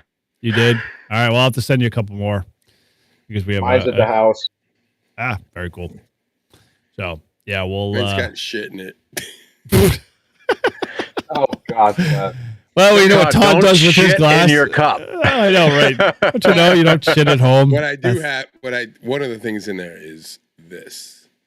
Can you see that? What The is fuck is that? Middle finger? Roach split. It's a middle finger. Hey, what better than a middle Okay, finger there in, you go. in your cup? So for Christmas, I got my mom A middle finger. a little box, and That's one Todd. she thought it was like a piece of jewelry or whatever, and it opens up and it pops out with that little middle finger, and it had an extra one in there, so I kept it. And the whole reason, and you gotta understand the backstory, because you know I'm some asshole, but my mother, when I think I was in college and high school, she would Christmas morning make my brother and I wait upstairs before we could even get our coffee because she wanted to get a picture. I'm a grown man, right? I'm like, what the? So my They brother, all do like, that, man. I'm like, my, and this is like, you know, we're in college, you come back home, whatever. So we came down one day and we just came down the steps and we were just both like this. So now, my kids, his kids, my cousins, everyone, she always wants to take pictures. So every time she takes a picture, you'll see this. You see the inconspicuous middle finger somewhere in the photo. Someone always does it, and she's like, and she'll post them like on Facebook and all her stupid things. Oh, this is such a great picture of the family, and there's like my brother going like that, or my nephew at like, at 8 years old. That's hilarious. So yeah, so she thought it was pretty funny that she thought she got something nice for Christmas, and we're all around, and she opens it up, and the thing pops up. Oh man, you're cruel to your mom. That's awesome. Yeah, I told her. The sad part is she probably didn't even recognize it. Like she was like, "Oh, this is so great." She knew exactly. Well, once she saw it pop up, she was like, "You asshole." Yeah, my mom would be so oblivious to the whole process. So yeah, if you ever see my mom and she wants to take a picture of you, just don't be afraid to throw the finger at her. Drop the middle finger. Yeah. Nice. Very Well, cool. Well, my nephew, he's now what, like 20, 21? He's actually 21, but when he was a baby, he was sleeping like this, like with his finger. So my brother takes a picture of it and he puts it on an ornament and gives it to her. You know what's worse is like my son, like we go to the beach. He's like probably he's 21, 22. And we go out with the whole entire family on my wife's side. And we go to Hampton Beach. And he falls asleep in the chair that he's in. And you know what the family does? Is they all gather around him and they all take a picture with him, like pointing at him and making fun of him. And that's not the worst part. Is what they do is they take that photo and they put it on a t-shirt, they put it on a coffee cup, they put it on like, a mug, and they basically give it to him for Christmas. So this Christmas, I have coffee cups in my cabinet with my son like drooling on the side of the chair because he was hungover from the night before. And nobody drew dicks on his face. No, nobody went that far. But I'm like, that's next year. They're gonna amp it up every year. I guarantee it. Yeah, missed opportunity to draw dicks on his face. It is. I have to agree, but I can't do it as his dad because I'd feel really bad. No, you absolutely can really? as his dad. I would feel bad because in essence he would be like, at least he could blame the relatives. Then I wouldn't be off. I'd be off the hook. But it'd have to be a stretch for sure. He'd have to piss me off for me to want to do that. Listen, all right. So my daughter watches some of our live streams and stuff. She's 22. Yep. Okay. But I'm just saying, like, if she ever passed out at a party, you would be that. I would 100% draw dicks on her face. Like, sorry, kid, I love you, but somebody's gonna teach you. You're done. As Mike says, if you were a real true hammer operator, you'd be drawing ATASs on her face. The dongs. The Ed Dong. Ed Dong right on her cheek. Oh man. Hey, this might be a live free and ham first. Mm-hmm. Hold on. Ready? Are you gonna Yeah. fart? Nope. Is that a parrot? Yep. You teach her how to say "live free and ham"? I'm trying. That's Cody, and she's just Fuck chirping you! and happy. Fuck Yeah, you! right? You know what's worse is my son's name is Cody. Oh, it was an I or a Y. Wow, and that's not gonna. He's not gonna live that one down. Mm. Mike, what would compel you to buy a parrot?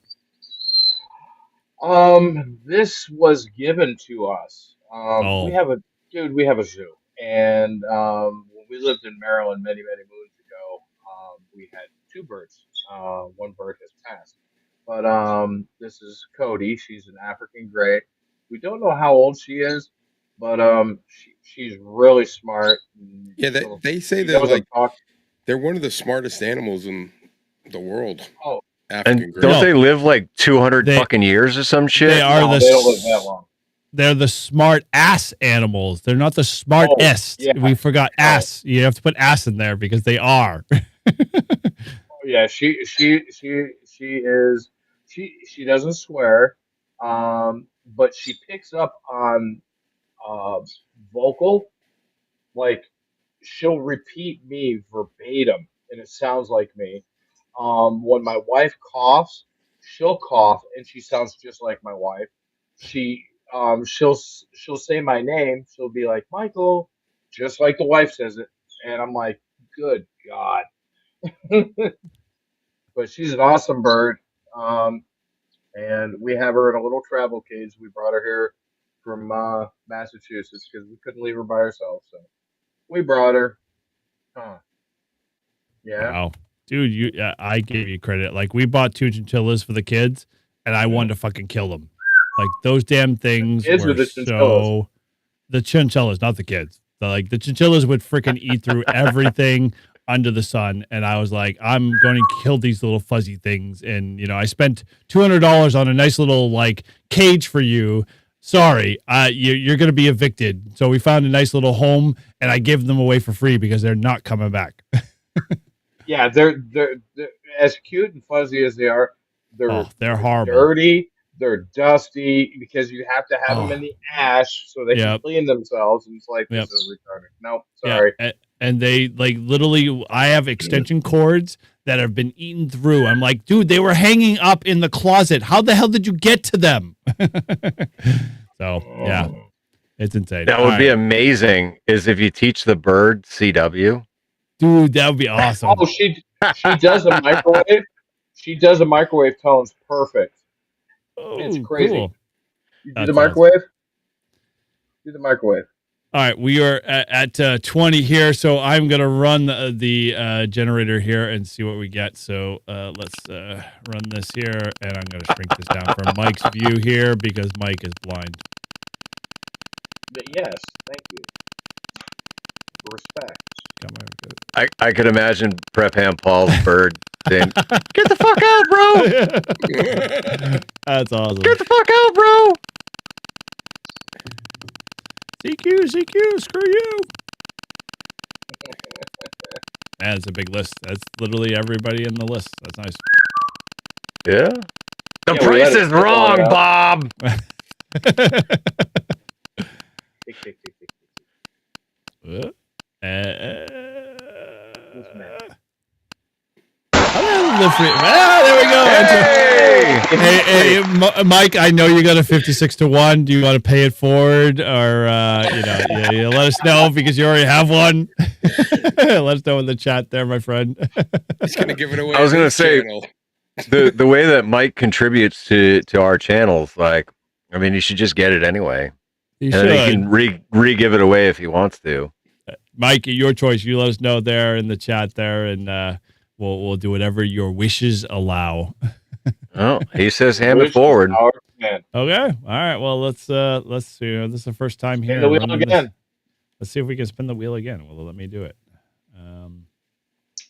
Start. There we go. My guess is the stupid wheel will remember who last time won. And it'll be Win Mike again. again. Win again. It'll be Little Mike again. YouTube. You Right. got to grab that wheel way up high, really give it a good whirl. Mhm. I don't see Eric doing that. Grab with both hands, my friend. Grab with both hands. That's it. No whammies, no whammies, no whammies, no whammies. Dude, that is a show that's coming back. What the hell? That Like, is have a you noticed dating that? show. Holy smoke. Ooh. I like to buy a vowel. Which vowel would you like to buy, Mike? Why? Exactly. There we go. Hey. Kilo Sierra All Zero. right, Jeff. All right, Jeff. Cool, man. Hey, hit us up at livefreeandham@gmail.com. And if your QRZ information is good, we will get that antenna out to you. And congratulations on winning the 56-1. Yeah, let me drop this. Hefe got the win. Yay. And I have not had Elijah Craig in a while, and it's kicking my ass. Dude, Elijah's good. So smooth. That's the problem, dude. You just put a little bit of water in it, and you're like, ooh, this is nice. This goes down really easy. No, you don't even need water for Elijah. I know. I was trying to be nice to myself so I could actually like host the show. But at this point, listen, if you get too schnockered, right, then I'll just take over and I'll make fun of you the whole show. You're working on that one. So what's that? Oh my, Cannon Blast. What the Cannon Morgan? Okay. What preclude why? Clearly a spice drum. Yeah, it clearly is spice drum. It sits in my freezer here at the cave. That's what we call it. It's like 3/4 underground. But it oh god, I think it's the top further. But it sits in the freezer, and it's so good when it's ice cold. Yeah, sounds like I don't know. Spice rum for me is tough because I get a lot of heartburn for a lot of stupid stuff, and so yeah, I can't really handle that well. Yeah, much agreed.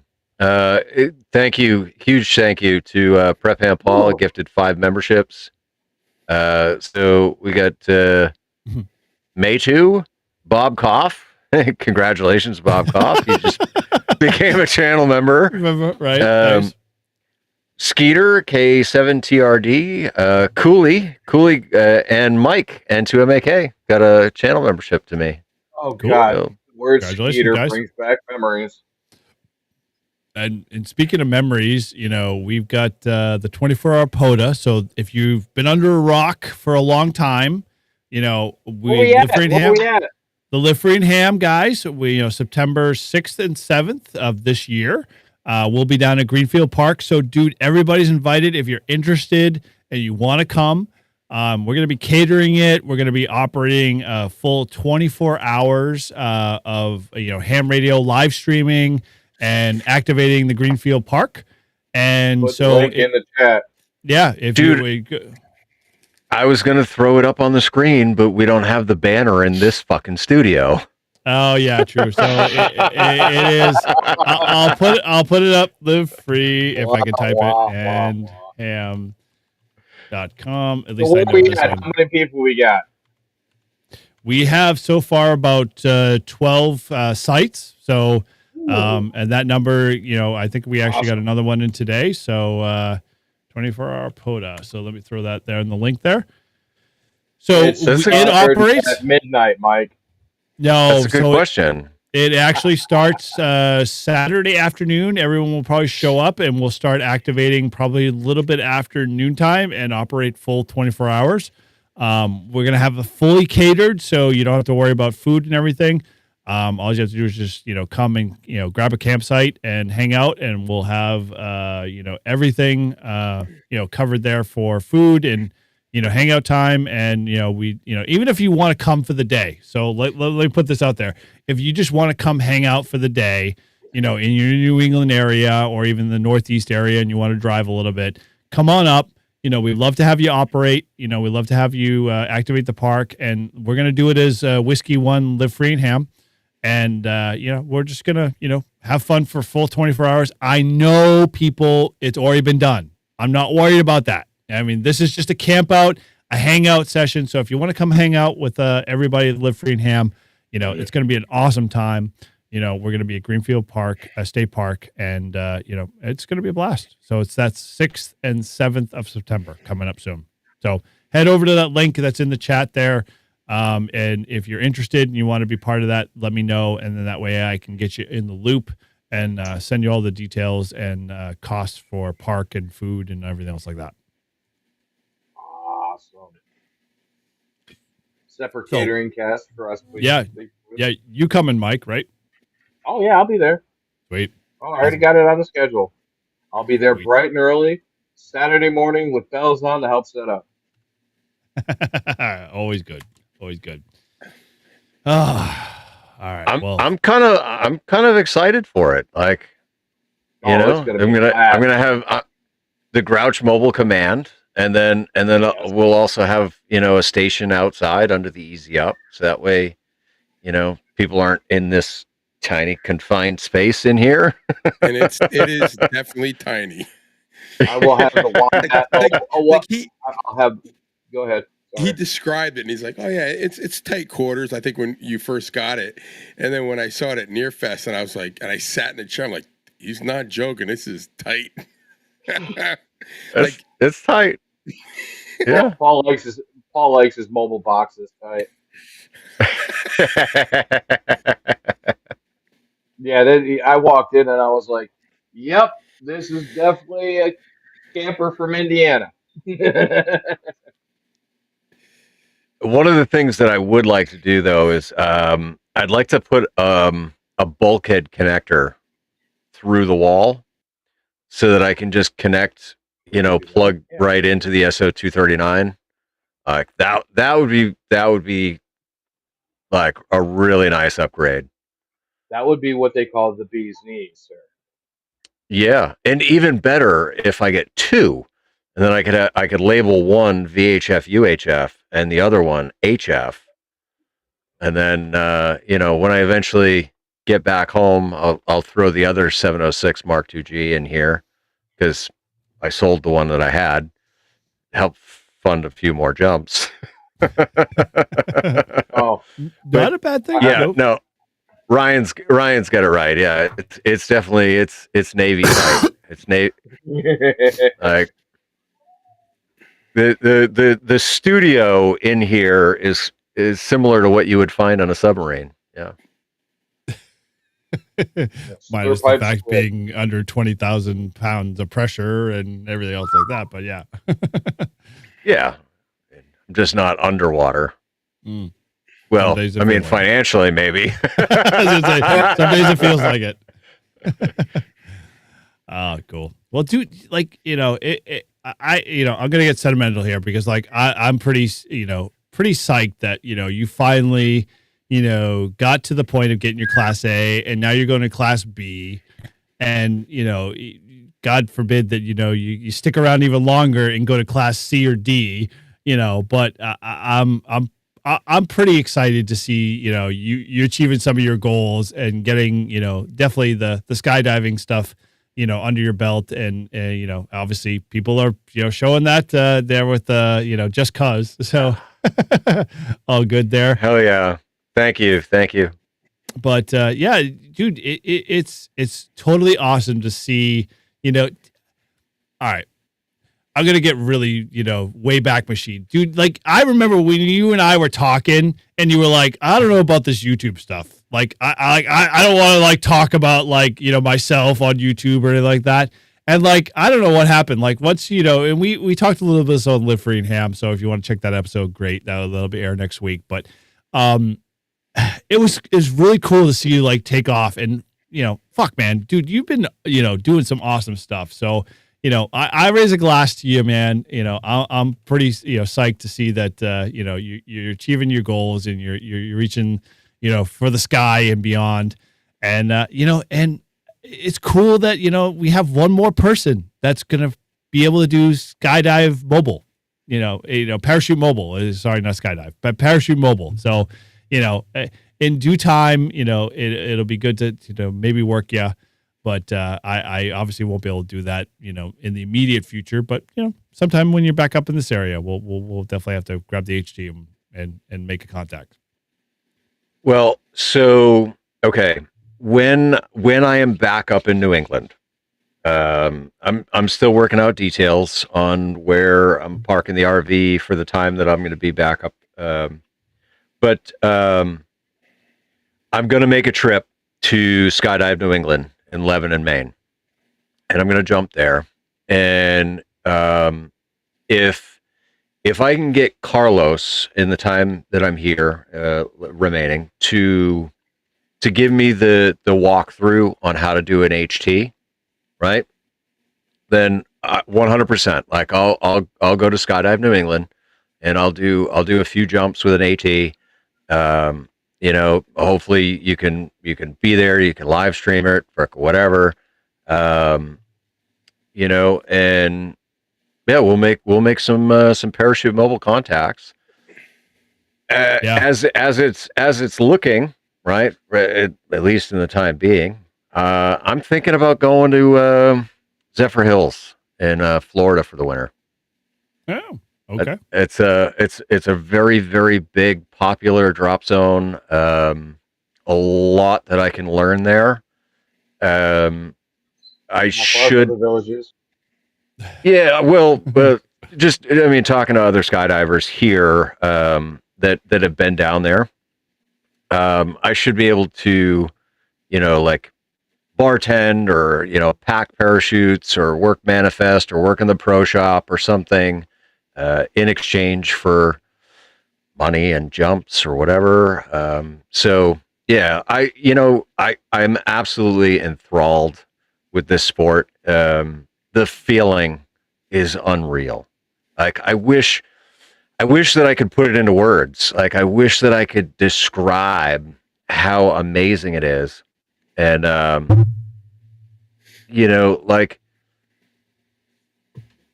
when you're going up in the plane, right? Like all the thoughts are going through your mind of all the ways that everything could go wrong. But once you exit that plane, the only thing that matters is in just being in that moment.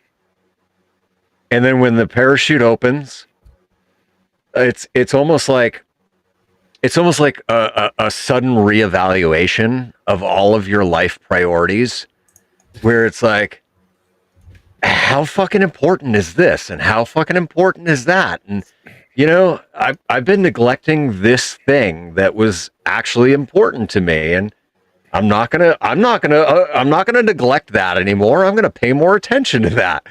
Like it's amazing. Like I wish everybody could experience it at least once. Well, that may be the case. I will have conversations offline because I am not going to commit to anything here because I am not jumping out of a perfectly good airplane. Well, they're not really perfectly good airplanes, as I've already defined. But you know what? we'll have that covered. But Ziggy, thank you again for joining here tonight. Good to see you, man. Nice to meet you, Eric. Nice to meet you as well. And yeah, thanks for hanging out with us. Yeah, Paul, you know, dude, I man, I don't want to get sappy, but I'm gonna get sappy. You know, dude, Yeah, I'm proud. go ahead. I'm proud of you, Listen. dude. I'm proud that you took a big, huge step. That you made like an effort to like reach out for your goals. You know, I'm super sad, but at the same time, super excited for you because I know you're gonna be like, you're not gonna be tied to New England. You're gonna go everywhere and anywhere. And that's awesome, but you'll still be, you know, tagged to home and you still hang out with us. And, you know, eventually Todd and I will finally get off our butts and finally retire and, you know, realize that we need to travel more and, you know, we'll go hang out with you, you know, other Hamfests and, you know, maybe I'll tandem jump with you, but, you know, that's not committing here. You know, don't anybody document this or hold me to it. But you know, I've got a bucket list and, you know, that's somewhere on the bucket list, but way at the bottom. I've got many other things. Right. So first of all, New Hampshire will always be my home. I understand. And so I learned that when I was in the service, right? Like you travel, you live here, you live there. I lived in Massachusetts for 3 years. I lived in Oregon for 3 years. Sorry to hear that. Yeah, tell me about it. Both those states are fucking awful. New Hampshire is always going to be home. So no matter where I roam, New Hampshire will always be home. But that's a song. Do it. Make the AI song. Fucking A. Yeah, I got to write it down. No matter where I roam, New Hampshire will always be home. We're just creating lyrics right now as we speak. Yeah, well, and so this is how my songs come to be. Is I write the lyrics, right? I write the lyrics, and then I go, all right, now fucking make it into something that sounds good. So sidebar here, real quick. You sent me a couple of you were like, dude, like this is your thing, and so I added them to my playlist, and I was driving around in the car over the weekend, and those came up in the playlist. And my wife was listening, and she was like, "Who is this singer? This is a really good singer." I'm like, "That's Paul. Like that's his AI song." And she's like, "What?" I'm like, "Yeah, Paul likes to do AI songs. He's really good at it. You know, I have to say, so listen to the lyrics. It's interesting." And so she's like, "Oh, it's really good." No, you should have said, "It's me, honey. I'm the one that's singing." No. She would know I would be lying through my teeth. So yeah, I had to be honest. Didn't we start that rumor that you sang all the music? Yeah, don't start that now, please. Not worth it. In the eyes of the stranger. Anyway, go on. Continue, Paul. In the army today. Well, so all right, listen, if you're not going to be ready to do a tandem anytime soon, after I get my D license, which is a 500 jump minimum. Do it. Okay. I can then do the tandem instructor program, and I could become a tandem instructor, and then I could take you tandem. Do it. And let me tell you, the 5th attachment point, you might get poked. But that's just because he likes you. Listen, just Eric, just put your head back and lean on my shoulder, and we're just gonna fly. Erecting that big, hard, stiff black mast. Erecting that big, hard, stiff black mast. Erecting that big. I had to break up the tension there. It was a little too much. I'm on stream with the children here. Dude. This is not a kid's show. So let me say, I'm going to caveat here. T.O. said a couple of things that now I have incriminating evidence video-wise that I won't run tonight, but in essence, I will use later in a future episode of a few things that he said on a couple of, his, episodes that he's released that, follow along the line of, K murders, big, hard, stiff, black mass. Anyway. Sorry to segue, but yeah, I let me answer that question for you. It is going to be in the next 5 years or less. Yeah, I'm giving you time to work on your D. I only trust you, not that the other guys can't do it, but in essence, I feel like it's more of a kindred spirit connection because I sat on the ground waiting forever for you to finally jump. It was a matter of like, hey, then, we'll just carry on the tradition and I'll jump with you. And, that makes sense. So, yeah, we'll work that out. Trust me. Yeah. And we'll definitely record it for sure. Well, and that's where I was thinking, like, I mean, even if you were ready before I got my D, right? Mm-hmm. After I get my C. I'm sorry, I can't with this D stuff, guys. Hey, listen, it's A, B, C, D. Yeah, true. Okay. If you're not ready for your D. If you're not ready when I got the D. No, but so at 200 jumps, I can apply for my C license, and I can fly with a camera and get camera proficient. And so then, like, you could be with somebody else as the tandem instructor, and I could fly with you. See, as the camera guy. If that happens, then we have to work Carlos into getting up here into New Hampshire and be able to do all of that at the same time and work all of that out. So yeah, I'm all game, dude. You know how I am. I am willing to put the effort in to coordinate all that stuff and make it happen. So yeah, dude, if you could get strapped to Carlos. Okay. I don't know if that's my lifelong goal, but sure. Yeah, that works. You know, you should have said you can get strapped on to Carlos. Strap on. Oh, I'll strap on Carlos. Sure, that works for me too as well. Just when I thought we couldn't get any lower. Oh, dude, we were way gone before the half-hour mark. You know, Live Free and Ham. We're only at 500 subscribers, so we have a way higher ceiling to achieve. So. Oh yeah, for a group of fellas like this, yeah, I would expect you to break 1,000 by the end of the month. Well, hey, I appreciate the high aspirations. Well, that way when you fail, I can get down. You can bring it to our attention. Yes. I get to break you down like a real man. I like Zig, you nice how you think, you. Ziggy. Exactly, like how I meet you. Cool. I understand. So Ziggy, I don't know where you're going with that one. So I'm right here. Ham radio. So in terms of field day, real quick. Okay. Did you do any field day at all? I did. I did the Lord's work, and I was helping go through a silent key estate. Oh, okay. Yeah. You were going through the silent key estate, or I'm sorry.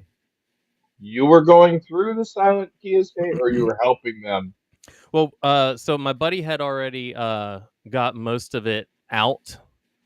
So that they could close up the shop. He had a radio repair shop, and it was so many truckloads of stuff that I volunteered my whole day, my one day off to go over, and we just laid it all out down the driveway, and we made big, huge 27-gallon bins of these parts go in this bin, these parts go in this bin, these parts go in this bin. It took all day. Wow. All day. Was he a contester or something? That's a lot of equipment. Well, his shop sold and repaired CB and 2-meter antennas, radios, mostly. Wow. For like the hunters that like their 2-meter FM, free banding stuff. Right. And but he was actually a ham, but he just actually made money at CB repair, so that's what paid the bills. That's what he stuck with. Wow. And he was a super nice guy, from what I hear. I never met him, and judging by all the equipment that he had, he never ripped anybody off, because everything he has is, he only kept one aesthetic quality rating of product, and that was all just top tier. Everything that you could possibly buy, even down to all the coax jumpers, was all like brand name stuff. Wow. Oh wow. Yeah. I got probably, I don't know, 50, maybe 60 2-meter NMO antennas, for roof mount. Yeah. And they were the tram special, I call them, because they actually come to you at 137 megahertz. So you get to, trim it up wherever you want to go. Mm-hmm. And then I got about 70 of the 5/8 wave 2-meter antennas, which I think was a massive score. Wow. Let's see, what did I get? All kinds of. I got so much NMO stuff because the guy that bought all this stuff, he's not interested in doing like car installs or anything like that. He's just specifically into radios and radio repair. Oh, and then the about, I don't know, 2,000 radios that we hauled out of that place. What? Wow. Yeah. Wow. 2,000? Easily 2,000, if not 3. Yeah. My guess was I'm hearing Hamfest fodder. Yeah, no, we've already got our first truckload packed up for the next little ham swap. So fortunately, he gets to do all that pain stuff. So like, you guys so this is my frustration. Like, I haven't crossed over into that, like, world where like you get estate sales and you start becoming a collector of certain, models and types, and then you sell them and trade them. I'm looking at my Japanese Daiwa tuner as he's talking about this. And so Mike, you're probably in the same boat. Like, I just can't, like, I have the philosophy in my life where, like, if I don't use it after a year, I gotta find a home for it. Like, I can't keep it. I am that way. Yeah. Okay. So. Oh yeah. Ziggy, you kind of like that way, or do you more of like a collector of certain types and models, and you hold on to that stuff forever, or like look for the best deal? Like what's your thinking around that? Like it's weird, like a weird thing for me. Like I can't quite get my head around it. I'm so fortunate to have so many nice people within this realm in my life that I keep such good close contact with. All the people that I know, especially Grouch. I probably say something to him at least once a day. We And all do, but I anyway. I share all my Or at least something about me. definitely talk shit about it. Son of a bitch. I pretty much share all my scores and treasures with all my friends, and if any one of them ever says anything that like exceeds my level of enthusiasm about it, watch out because I'm That's printing a fine. label. Yeah, Yeah. I just give. I don't sell anything. I give Okay. my stuff away. I don't. Within this community, I've been given so much that That's like awesome. selling stuff that I got for free, I could never do it. Can't do it. I just sent Chris Bricker a tuner just because he liked it, and boom. I got a thermal laser printer now, so shipping stuff off is almost like a sin. It's like Nice. Well, it's I get it because I actually grew up with a lot of hams like yourself. Like they would literally like have a collection of stuff, but they were collecting it for the purposes of finding a home for it, and the nature of it. And Mike, you probably sound like the similar, same basis. You kind of like that. Oh yeah.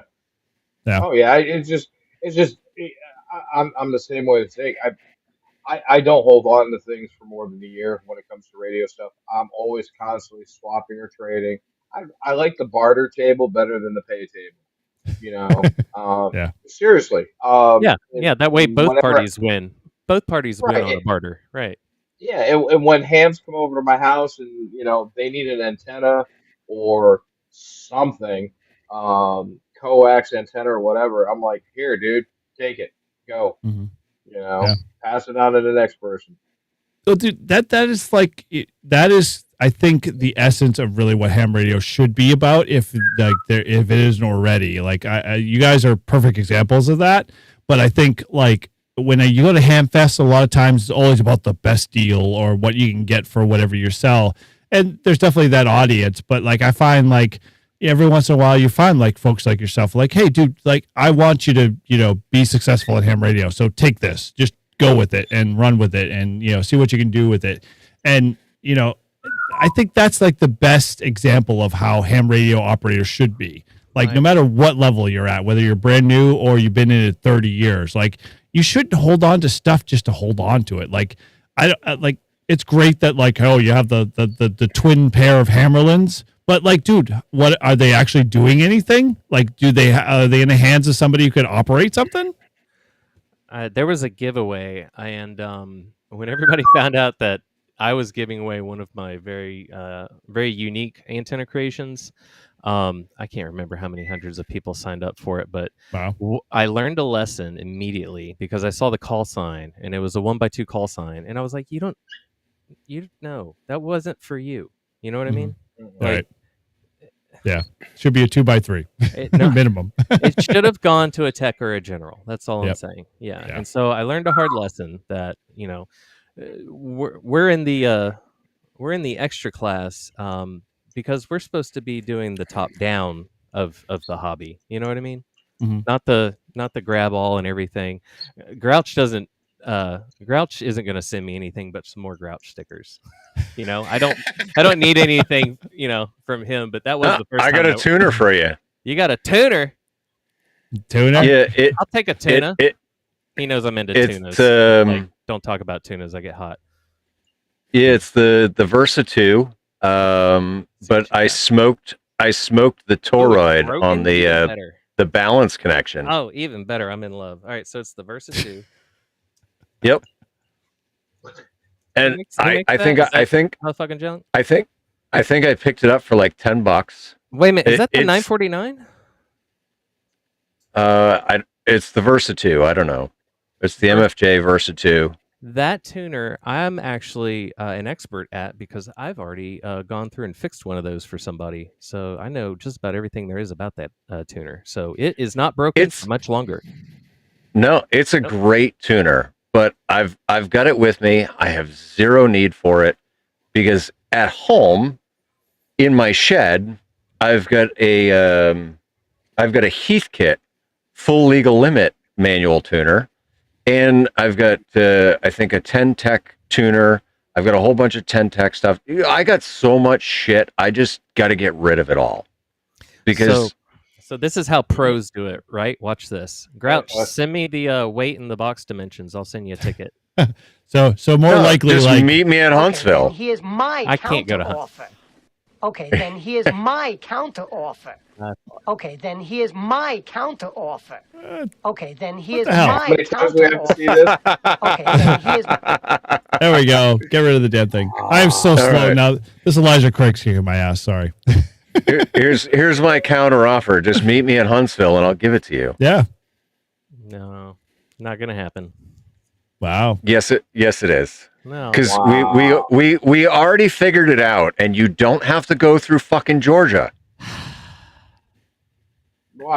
Why can't you go through Georgia? no. I was just making up an excuse. I'm He's got a raising a warrant- family and I he's work got a warrant full time for his job. And arrest. Just I've got joking. a couple acres of property I have to keep up with around here, and I got a tower to put up. I got 15 panels to put up, and I got Ooh, in Florida? and I got a mini split I got to install all before the 14th.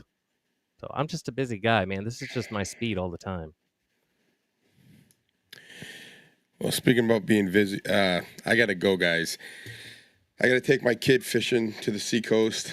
I gotta leave at 6 a.m, which means I gotta get up at 5, and I'm still recovering from my flight trip. So Paul's like, what the hell's wrong with you, man? Come on. You was at the airport till 3 a.m. I'm like, And you were on a plane. You had plenty of time to fucking sleep. You just didn't do it. I can't sleep on the plane, dude. I'm sorry. I try. It just doesn't happen.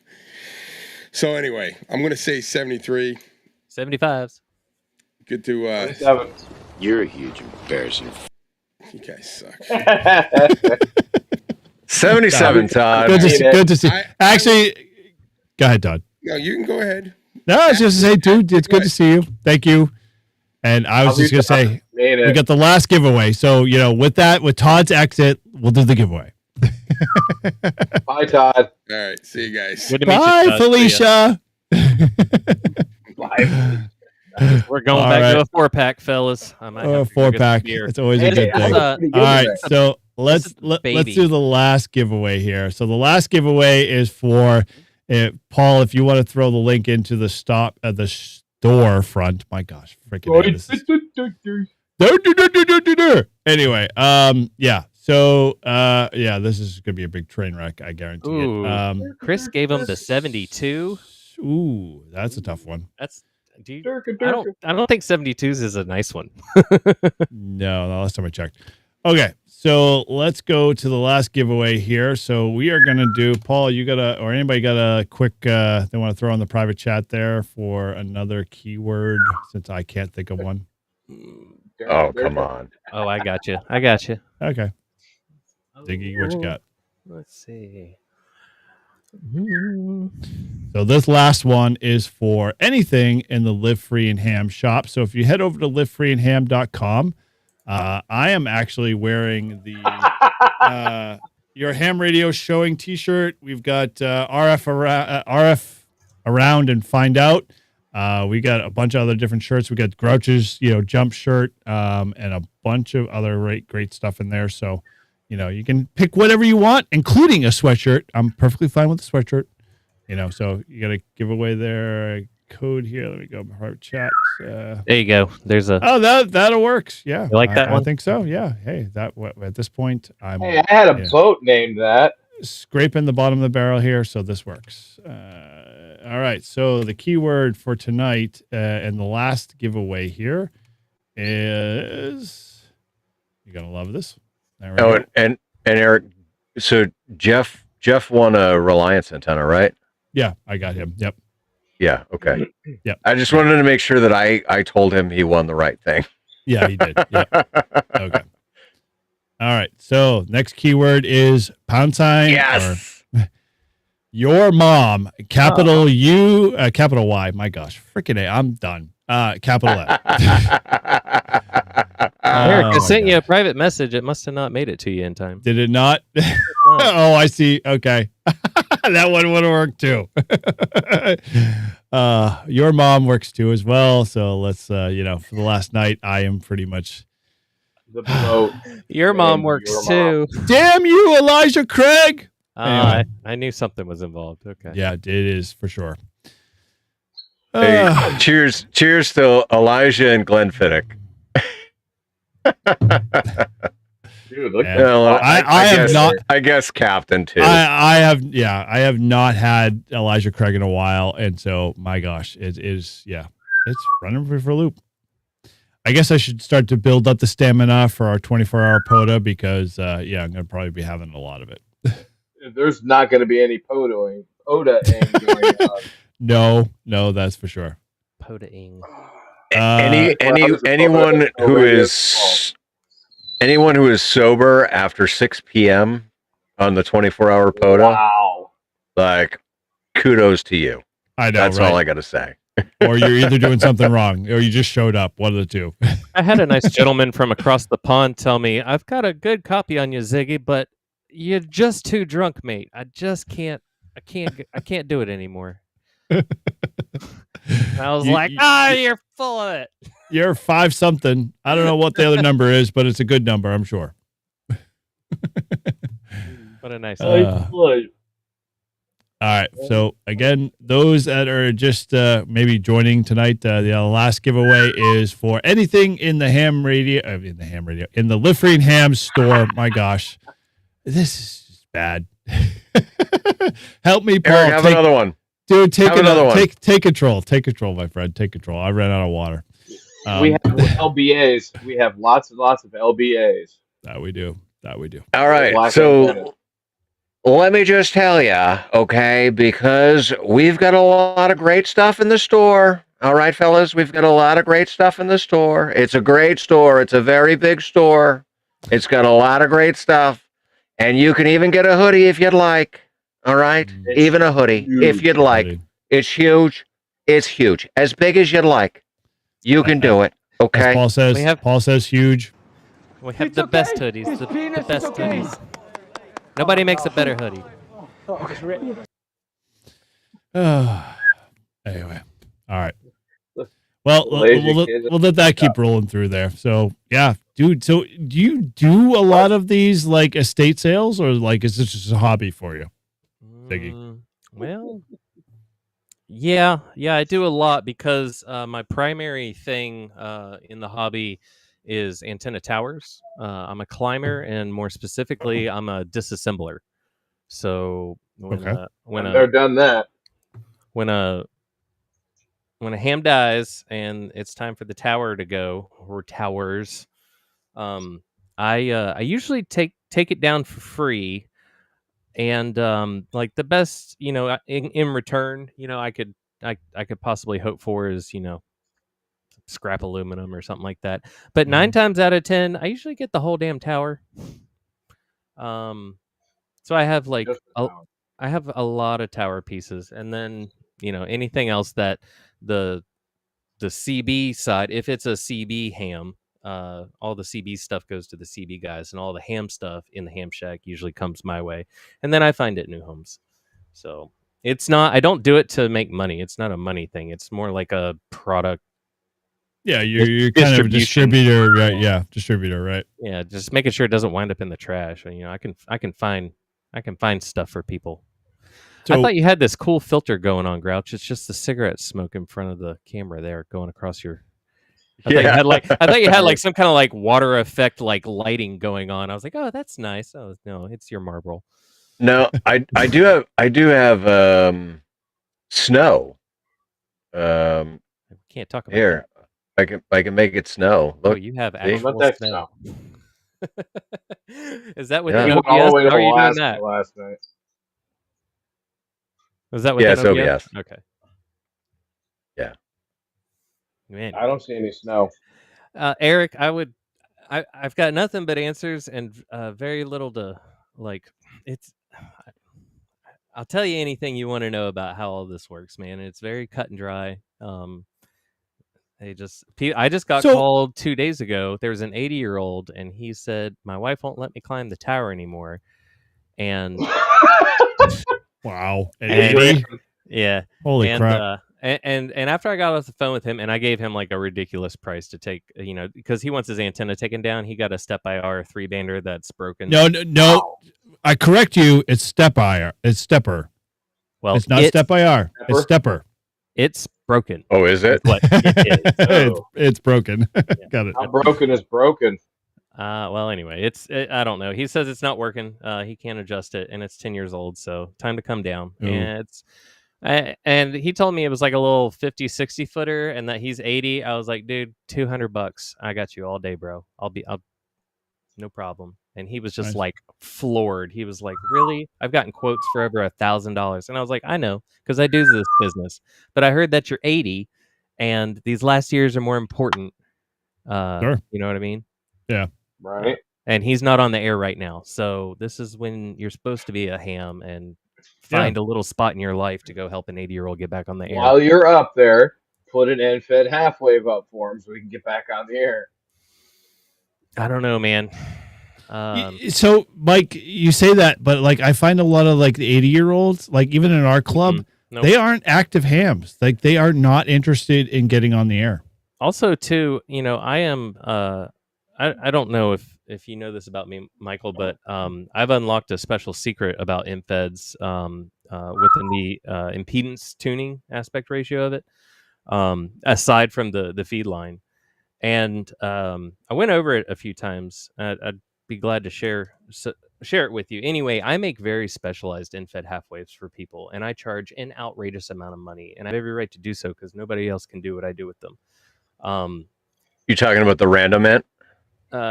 No, not even the random mint. No, I'm talking about the fat bottom girl. Oh, okay. Yeah, That's a nice. I like fat bottom girls. Mm-hmm. Yeah, I do. just as much as this fat bottom women, Windows women. I have a fundamental 80 InFed half wave, and I figured out how to get it under 1.5 across every band, including the work bands, including all of 75 and 80 meters, all under 2-to-1. Wow, super cool, and Good. it's not like crackpot theory. Like I found a document that's about 60 plus years old.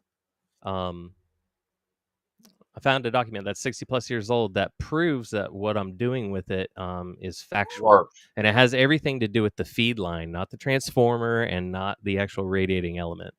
So, yeah, I'm actually using the feed line as an in and out when necessary radiating element, which most people shun upon. But if as long as you're not a ground earther, you're okay. So A flat earther? no, a ground earther. I am not a ground earther. Sorry, guys. I don't believe in that dumping my RF into the soil like you guys do. Oh, there's not an antenna in my house that's grounded. Do you know why? Because lightning is attracted to things that go to ground. Isn't that such a funny concept, right? It's like we don't really have an answer, right? It's more like a travesty, like a random travesty. When somebody gets hit with lightning, it really kind of almost doesn't matter. It's really a game of chance in the first place. And I agree. If you give lightning a very low impedance path to ground, it's probably going to like it. Yeah, but the thing is like, dude, nobody is running a fucking, a ground stake and running a ground for a POTA activation. You want to bet? Right? Yep. All right. Well, I've seen it firsthand. I've too. There are a few. I've run those into a of us couple. normal fucking people, right? We're not doing that shit. So, Paul, you got to state it like, okay, those that are going to be doing activation for 4.5 hours minimum are going to put a ground stake in. Those that do like an hour activation are not going to spend the time hammering anything in whatsoever. Dude, even a 4-hour activation, ain't nobody got time for that. There are some guys that do that. Like I bumped into one and he was there for the third hour. And I'm like, dude, you done? He's like, no, I'm going to keep going. I'm like, why? Like, I get it. But at the same time, how much does the noise floor go down by driving a ground rod in? Probably minuscule. It's measurable. But what? Measurable, but 1 dB? But hold on, 3 dB maybe? we live in a Like- yin yang. We live in a yin yang world, right? There's what's the saying? Don't get this without that, right? I think I made that saying up. So Okay. there's always got to be an exchange, right? So we've lowered the noise floor, which is a positive for us. So there has to be a negative. What's the negative? loss of power. Higher Q. Loss of power. power. The negative is no cell service because you're in the middle of fucking nowhere. Uh-oh. See, they've been drinking too much. No, am I not following? Do tell, Ziggy. Do tell. Don't leave us in Oh, suspense. Ziggy, I gave you the answer. Oh, wait a minute. I thought I just told you guys the answer. I thought I was waiting on Grouch to catch up. I lost everybody here? Okay. Wow. So, Oh, yeah. all right. I like So to say this when you drive a ground stake, you've effectively put half of your antenna into a low impedance, earth. That, depending on how, can I cuss on here? I'm having a real Yeah, hard fine. Yes. We're way beyond that. Yeah, go ahead. Fuck, motherfuck, fucking shit. Smoking weed. Are we live got the too, box? or is this We a got private the chat? box. 15 bucks, little man. Put that shit in my hand. My hand. That money doesn't show, then you owe me, oh. Ziggy, Tongue of continue. love. Otherwise, he's going to Yo, start Yo, singing. yo. Oh. So the benefit, the positive would be that, okay, great, we've lowered the noise floor. The negative is going to be that, well, in doing so, that you've effectively put half your antenna into the earth. That's why it's quieter. Yep. Way to ruin. That's why I don't the vibe. ground. That's why I don't ground a thing. Also, too, Oh, my I've been having a hard time lately making videos, and it's really just a time availability thing for me. And also, too, I came into this as Ziggy, and then I was like, hey guys, nobody uses TV coax? Oh, it's just me. Oh. So I took that concept and ran with it, and then I tried to teach people how you can do it. And this is a funny thing about humans, is that you can give them perfect data, right? If they still don't think that it's possible, they won't believe it. And you can. This is this is just something very specific to humans, and it's why some people have such hard conviction about bullshit. But I took that and ran with it for a while, and then realized that there's a lot of guys out there making really great quality content. I've got a family to raise, so I'll just be here if you need me, kind of thing, and I'll keep doing what I'm good at, and that's making transformers and super high efficiency chokes. What do you know about it? Nothing. The most recent choke that I made for a guy right at the band of interest for 20 meters had almost negative 60 dBm of attenuation. That was a pretty nice one, and also it handles about 3,000 to 4,000 watts, no problem. Oh, that's all? Yeah, and it'll handle more. I think it'll do 10K without a problem, actually. All right. Dude, I would love to see an amplifier putting out 10K. When you in Florida? Well, all right. So Well, if let's I go down to Z Hills for the winter. Yeah, we can light up some street lamps. just a street lamp. No, some. Street All right, lamps. sorry, Eric. Go ahead. All right. Go ahead. Have you seen my wiener? Anyway, so let's let's shift gears here. Like, we got one last giveaway, so I'm gonna finally run that here. So I'm sure there's a bunch of people waiting. We get pretty much about 12 already in the giveaway, 16 total in the chat. So let's go ahead and run this real quick here. I'm gonna shrink you guys down. Spin that That's wheel. Wheel, oh fish. All right, come on, click. Let's go. All right. Oh, sorry. There we go. It's like doom scrolling, right? Close, man. I feel like I'm on Instagram all day.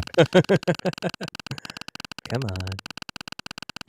Oh shit! I wanted to see that one. Oh damn it! I closed it. I'll never see it ever Too late again. for you. Man, that's a big list. Anyway. All right. Well, continue your technical talk here. That'll kind of bore the rest of our audience while they're waiting for the wheel of fish to slow down here. Yeah. So, So Chris Radio Life says that the unknown that you made rocked. well, I'm glad you liked it.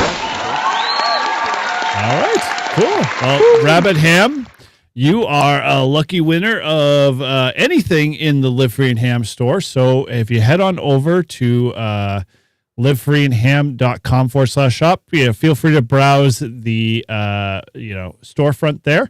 And once you figure out what you want in size, send an email to livefreeandham@gmail.com, and we'll make sure that we ship that on out to you. So cool. Congratulations. Congrats. Thank you. Yeah, don't send it via WinLink because it'll take me a week to fucking get it. Yeah, exactly. Also, too, what I really hate about our hobby and people that start making transformers with toroidal cores of ferrite or nickel zinc or whatever they choose. I'm really disappointed in the core choice selected by most people, because I never see anybody experimenting with 61 mix cores for higher frequencies, saying 20 meters to 6 meters, because that's the core you use for that area of our playground. The 43 seems to be everybody's go-to, and it's not ideal. Where does it roll off at? I think it's 10 megahertz is where it starts rolling off at. Yeah. So, Ziggy, what's your background in? Chevrolets and I should have asked. Okay, what's your professional career in? I'm a mechanic. Okay. More specifically, I'm an electronics technician, and I've got okay. I've got a low reputation in the town that I work in, St. Augustine, where Bozard Ford will actually send me vehicles. Oh, Yeah. okay. Dude, Yeah. St. Augustine is one hell of a fucking cool town. No, I moved away. All right. Well, it's a cool town to visit. I've been there. I've been there several times. But you know what? The locals get terrorized non-stop, because people come to our little town and then they tear it up on the weekends, and then we're just left, during normal business hours, Monday through Friday, picking up all the pieces, from Saturday and Sunday night when everybody's just in town for, they come and they really Mickey Mouse the town up. There's buildings there that have never existed and that are in the wrong styling for the town.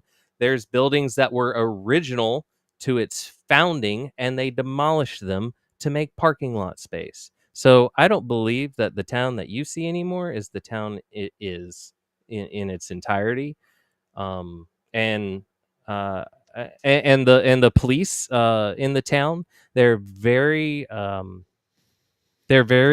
picky towards the locals. They pick on the locals because they don't want to, somebody that's just there for the weekend, it's not worth the bother to them, it seems like to me. But all the locals in St. Augustine, we all know all the cops because they're all high strung, because it's a very high demand, city to work in, which I understand.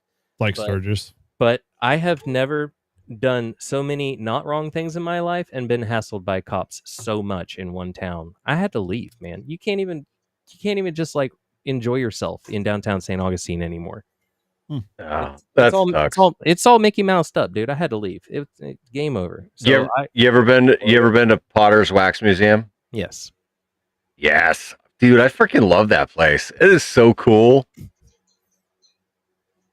Yeah. I'm sorry. It's a wax museum. It is what it is. It's got the presidents and famous people, and I got pictures. I thought it was cool. Yeah. So I actually used to be a tour guide in St. Augustine. I actually owned two different businesses when I lived there, and I was a tour guide. And I had this one story. I didn't tell you anything truthful or factual about the city. I made up this hour-long script one day, and I started taking people on tours around town, and they started paying me lots of money. And I would just flab at the mouth and just make up this crap. right? And so I made up the story of Bill the Butcher. And Bill the Butcher was a guy who came into town kind of like, Jeff Bezos. He had like the nice horse and the pretty, carriage, and he was always, on vacation. He had lots of money. And people went missing all the time back then. And Bill was a murderer. He was a murderous son of a bitch, but he worked inside of like the laws of the town, right? He kind of worked for the town, right? When people needed to be disappeared, you know what I'm saying? Did his So, wife bake people into meat pies? Hey, no, he didn't have a wife. Before we get into Damn it. the murder lore here, a second, Tortoise is gonna take off here real quick. So, Tortoise, let folks know what's going on. Obviously, anything up on your channel, feel free to share that, and then you can take off there, man. But again, thanks for hanging out with us, and it's definitely been a blast having you here. I've got to get I've got to get the video for W2SC put together and up. I did not get the video to my guy, so that is my fault. But gonna get that up, and I might try to go live tomorrow with another POTA. Nice. Maybe, Okay. maybe I don't know. Good. I got you on Hammer Alert, so I'll be listening for you. All right. Well, we'll see how that works. But other than that, I'm going to enjoy my 4th of July weekend. I'm going to travel back up to New England on Saturday, and my bird is about ready to explode. She's literally climbing laps in this cage right now. She's like, I need to go to bed. So, well, she's driving me nuts. Yeah. Well, Michael, happy fuck taxes day. Because essentially that's what it is. It's happy fuck taxes day. It's only a war crime the first time. Dude, how can folks find you if they want to hang out with you and whatnot? Go ahead, throw your channel out there. You can find me on Tortoise Overland, Tortoise_Overland. I do have an Instagram, Tortoise Overland _ in between also. And find me on the radio, find me somewhere. You can find me on Discord, on all the Happy Ham Discords, especially Live Free and Ham Radio Crash Course, God bless, I don't know, all of them. I'm there somewhere. Somewhere. Yep. And you can find me in Discord, just look my call up, November 3 Mike Foxtrot Lima. Dude, awesome. Well, hey, thank you again for hanging out with us. It's not FML, it's MFL. MFL, yes. MFL. Right. Get that right there, MFL. Grouch. Mighty fine leprechaun. Motherfucking lesbian. Anyway, my fucking life. Well, that's a good one. That one works better than mine, but yeah. My fucked up life. My fucked up life was pretty good. No, way better. Dude, awesome. All right, brothers. Hey. Love you. Have fun. Love you too, man. Nick, nice to meet you. Thank you for Nice to meet you. crossing over to the dark side, man. Looking for more POTAs. Hit me up when you get back up this way. We'll do a POTA. Do I got the look? Moose. Good, man. Nose. No, Nice. I'm just with the head down, and all you see is my nose. So night. Later. All right, man. Later, yeah. I'm gonna. All right. Where was I? And then there were 3. Uh-oh. Now we're doing builds. The build series. So, this Listen, is Ziggy gets technical. Oh, He I does get down. some I get down, fucking son. You want smart shit. You want to go all night? I don't know about all night, but I'll go as far as I can.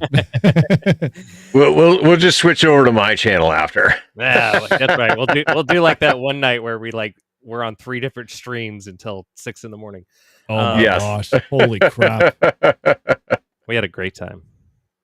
We didn't talk to each other for like a week after that, though. I could say probably not.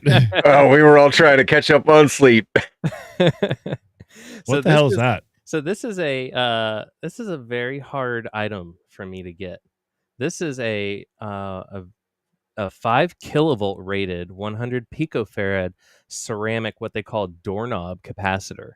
And isn't that just great? It having those screw down lugs where you can just tap right into it. No soldering iron necessary.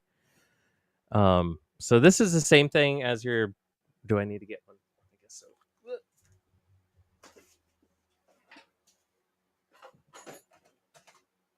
Oh boy, we getting test equipment. This is the same Yeah, thing. I'd agree I with you, believe James. Definitely looks like a flux capacitor. So this is the capacitor, and this is when I used to do capacitors, and I still do capacitors for people when they want me to build them something pretty, because I get it. You know what I mean? Not everybody's ready to get brainwashed like I am. I don't actually use capacitors in my NFEDs, but when they do want it, and because they want everything, normal people, they use these. These are TDKs, what I call blue caps.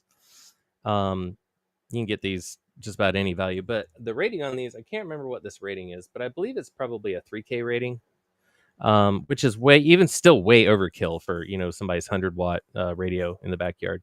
But what I use these for outside of the inside the infed half wave to fix the higher bands, as they say, I use one of these on the actual radiating element itself. So right in the middle of the let's say it's an 80 130 some foot wire, our fundamental 80 infed half wave, you put one of these, you know what I'm talking about, Eric? If you put one of these capacitors in the middle of that wire, what happens to the I'm just infed? gonna nod and say yes. Okay. I didn't want to keep going if you didn't know. I was assuming I'll that catch you up. didn't know. Put it this way: I'll catch up along the way. I obviously know basic electronics, but when it comes to actually like putting circuits designed together, forget it. I'm lost. So if you That's a 22 long rifle. yeah, this is what I do. That I know. Okay. This is what I tap when I get nervous. But if you can only say one nice thing about me, Eric, just say that Ziggy knows his shit when it comes to infed half waves. That's all I ask. Okay. I spent thousands of hours on them. And I've come full circle. But anyway, so a lot of people bitch because they can't get into the voice area on 75 meters on the 80 meter band, because the fundamental half wave harmonic lands you somewhere around 3.5, which is, in my opinion, useless unless you're an FT8 fanboy on 80 meters, which is stupid. Anyway, Nothing wrong with that. Like, but I mean, sorry. If I wanted to talk up and down, anyway, you got such nice long wire you could be doing more stuff with. You put this in the middle of your radiating element, it's going to push just that one band into 75 meters. It's going to only on 80 meters electrically shorten. Right in the middle of the band, or where the lower part of the band? So I think 100 picofarad will shoot you, let's see, probably up to 3.9 Okay. as a resonant, but it doesn't affect all the other harmonics. It just basically fixes your so that you can rag chew with the boys, because I've seen this before where hams, they'll put up their fundamental 80, but their older hams, and this is where the problem comes in, is the older hams, they want to talk on 75. They want nothing to do with the CW and the FT8 side of 80 meters, which that makes sense, right? It's understandable. They're older. Yeah, they want they to weren't doing that back in those days anyway, right, when they had separate transmitters. So yeah. So you'll get these hams, and they buy these standard 49-to-1 twisted with the 100 cap installed, and then they tune it for all the main harmonics, and then they look at 80 and they go, well, I'm sitting at 3.5. Well, I'll just use my my wide range auto tuner to fix it, and then they smoke stuff, and it happens all the time, man.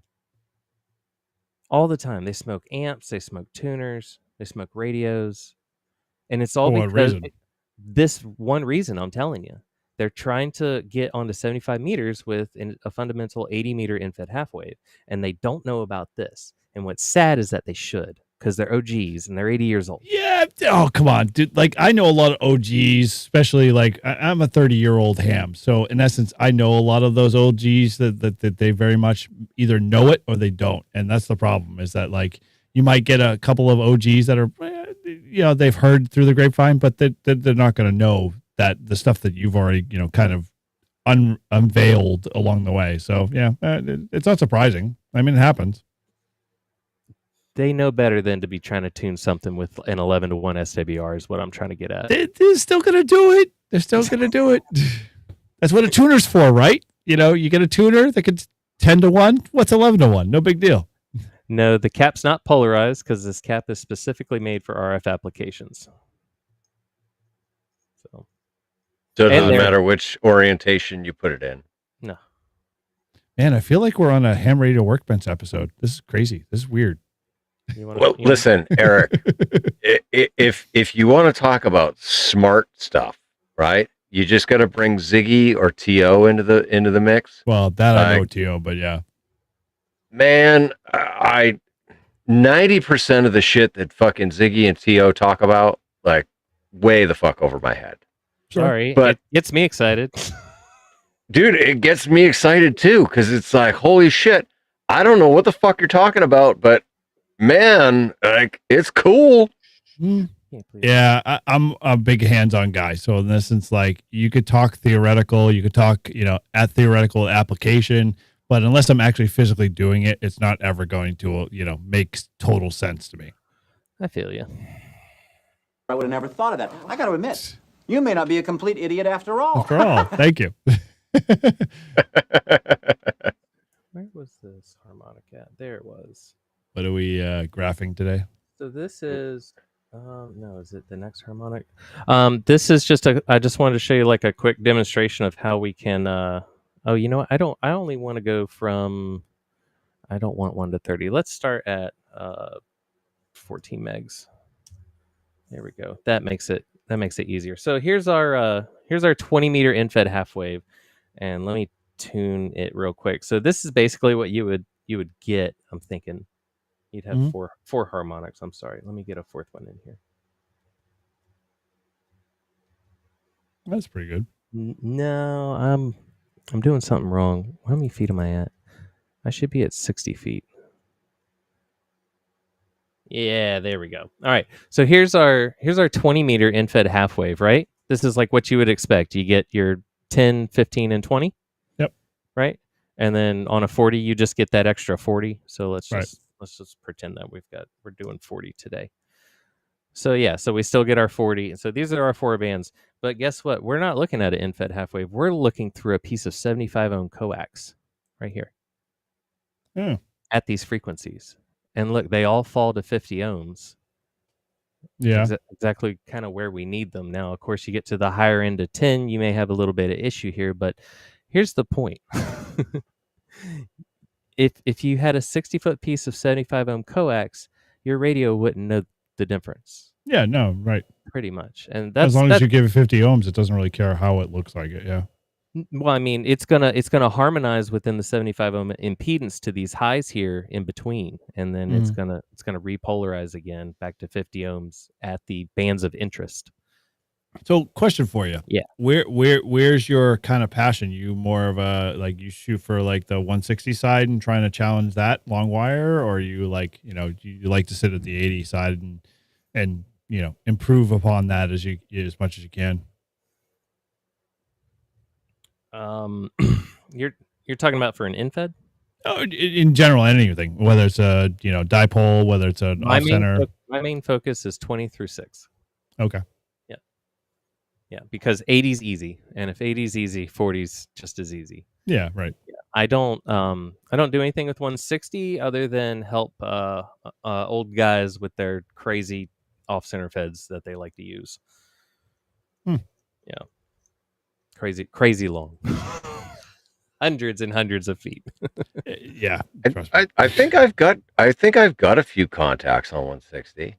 I've never, not once. Nope. That, and also 6 meters. I've never heard or made a contact. But understand something about me. I'm not your typical ham. I build antennas and I test them, and that's kind of what I do. I don't even, like, people are like, oh, I don't. Now, when you test them, you say you actually field test them, or you just basically bench test them? I don't bench test antennas. I think it's nice to have a little bit of bench data, and it gets you extremely close. But I've seen antennas totally fall apart or come together when they're out there. Oh yeah. Even if I have 2 and I go back to back, I'm like, oh, this is perfect. And I take it out there and I'm like, nope, it still does that thing that they all do, and it all sucks, past 20 meters and up. So, I've got it fixed. Let's throw a capacitor on it. Come on. So you're the type of guy that won't like POTA or making contacts aren't your thing. It's primarily just like, making that. I made a POTA video. I did. I did. Sorry. My apologies. Circle of trust. That one time. Circle of trust. I did it just so I could say I did a POTA, because everybody's like, you've never done a POTA. You can't talk about POTA unless you've never done a POTA. And I said, where's my camera? Where's my camera? Yeah, true. Well, they ran me ragged. Boy, I was out of breath. I was like, God damn, y'all like this? This is work. Dude, just like Paul likes jumping out of perfectly good working or half good working planes, I'm very much like all about, the next pile up. That's where I'm like all about. Like I will literally spend every waking moment trying to seek out the next pile up. And I know that probably very much is like, what are you talking about? I don't understand that. But, but when you get into like, antenna design and optimization and just tweaking that little bit of information out of, a little bit of tidbit of information or tweaking it in a way, like for me, that's like, I get it and I like it. But at the same time, when I go out in the actual, field, I'm not like thinking like, how can I get the extra, 1 or 2 more dB out of this process? Because I'm not thinking that way. That's why this hobby needs people on both sides I don't disagree with that. And I think it's important for folks like yourself to push that envelope every time and keep us folks. That's a great distinction that you just made, right? Because when I was saying earlier that I was disappointed in, the old men, some in particular, that I guess doesn't apply to everybody, because that applies to the bean counters like me in the hobby, right? The guys that chase decimals. Okay. The guys that are chasing decimals, they should know a little bit more about electronics, and I expect them to. I guess I have high standards. but dude, and I love the fact that you have a high standard for that, because I don't. And in essence, it only encourages me to say that, when I'm out in the field and using these antennas, I can give you real world values and say, here, this is what I'm seeing. And you can be like, oh, well, these 3 values need to be tweaked, or this area needs to be improved. And, you make my life better, but at the same time, at the same instance, you're actually making your life better, because you're improving your skill set. You're learning how to optimize. You're learning how to grow your skill set and improve something that, is good in its base form, but can be always improved upon and iterated on and, made better. So RF being the one beautiful thing in life that we cannot see. Sure. You know what I mean? If we could see it, this conversation would be quite different for sure. Yeah, right. I agree. So that day is coming too. I believe that day is coming very soon, where we will be able to, in real time, see RF and be able to attenuate and be able to look at different things in a. It'll change the game. It'll change the whole entire playing field, I'm sure, because for those that I see what Flex is doing. I see some of the changes they're doing in their transmitters and all of that aspect, and just some of those small little pockets of growth. It excites me, because it's like, okay, we're not sitting idle, and we're not saying like, okay, this is just good enough, let's just stay with it. We're doing exactly what hams should be doing, which is iterating and making things better. And being very endearing, I think, has lost its steam in ham radio too. Like, we live in a world where if I'm too hard, on one guy about, getting his general or whatever like that, I don't know. I got to where I am because I had some rough teachers, and I love every single one of them. Yeah. Okay. And they always just left me with questions, which I think is the best kind of teacher, right? Like, hey, good luck sleeping tonight. Here you go. Me, I had the opposite. I always had the guys that, the mentors in my life that always be like, hey, they ask the question, is this something that, you're comfortable with? If it's not, then like what can be done to improve or iterate or make it better, or how to, grow it, how to, find someone who can actually, expand upon it, and it really kind of just, set me in a different place, to thinking both electronics, both in, IT and all of that aspect. So yeah, I love to hear the fact that you're like super major, like almost to, a fault, pain in the butt. passionate. I'm a No, pain in the butt. no, no, dude, you're I'm not. so mean. You are So- not. Like, So mean. Ask Grouch. I will tear antennas apart. dude, and that's totally fine as long as you're not tearing into the person because they don't either understand or they're not at the level where your knowledge is already. And so if you're passing that on and encouraging them to do it, then dude, you are like, aces in my book, as they say. So, I say keep going, even if people think that you're like a codgy old, person who just, like you don't know antenna theory. Like Ziggy what the hell's hates wrong with every you? antenna. Yeah, exactly. Listen, when Ziggy takes a massively overpriced antenna and says, "This is what it really is," and it's a piece of shit, like that means something. Oh yeah, dude. We need people like that. That Because was a big risk. Well, but like, you have to look at it at the same time. Like, what do you like? I mean, you're risking your integrity, but at the same time, you're not risking much. Yeah, but at the same time, it takes a long time for people to come around and realize that, yeah, it is a piece of shit. And no matter how much they've toted the brand or they made it, popular or whatever. Trust me, being in IT in the professional space, that happens more often than not. So. I always seek out folks like yourself that, are willing to, rip into something for the purposes of not to tear it down, but for the purposes to actually like validate whether or not it actually says the claims that it, it states. So Speaking of claims, I wanted to touch base. You were talking about how do I get my metrics for the devices that I build. Mhm. So everybody loves to go out and do Whisper. This is Sure. Grouch's favorite go-to, right? And I totally respect Whisper. However, myself and a couple other builders, we were talking one day that there's this aspect about Whisper where in that you're kind of magically all riding the same carpet. You know what I mean? Yeah. like the same heartbeat. Sure. It's like it knows exactly where to look, when to look, for that, clip of data if it's there. And also it sends that clip of data how many times per transmission? Yeah, right.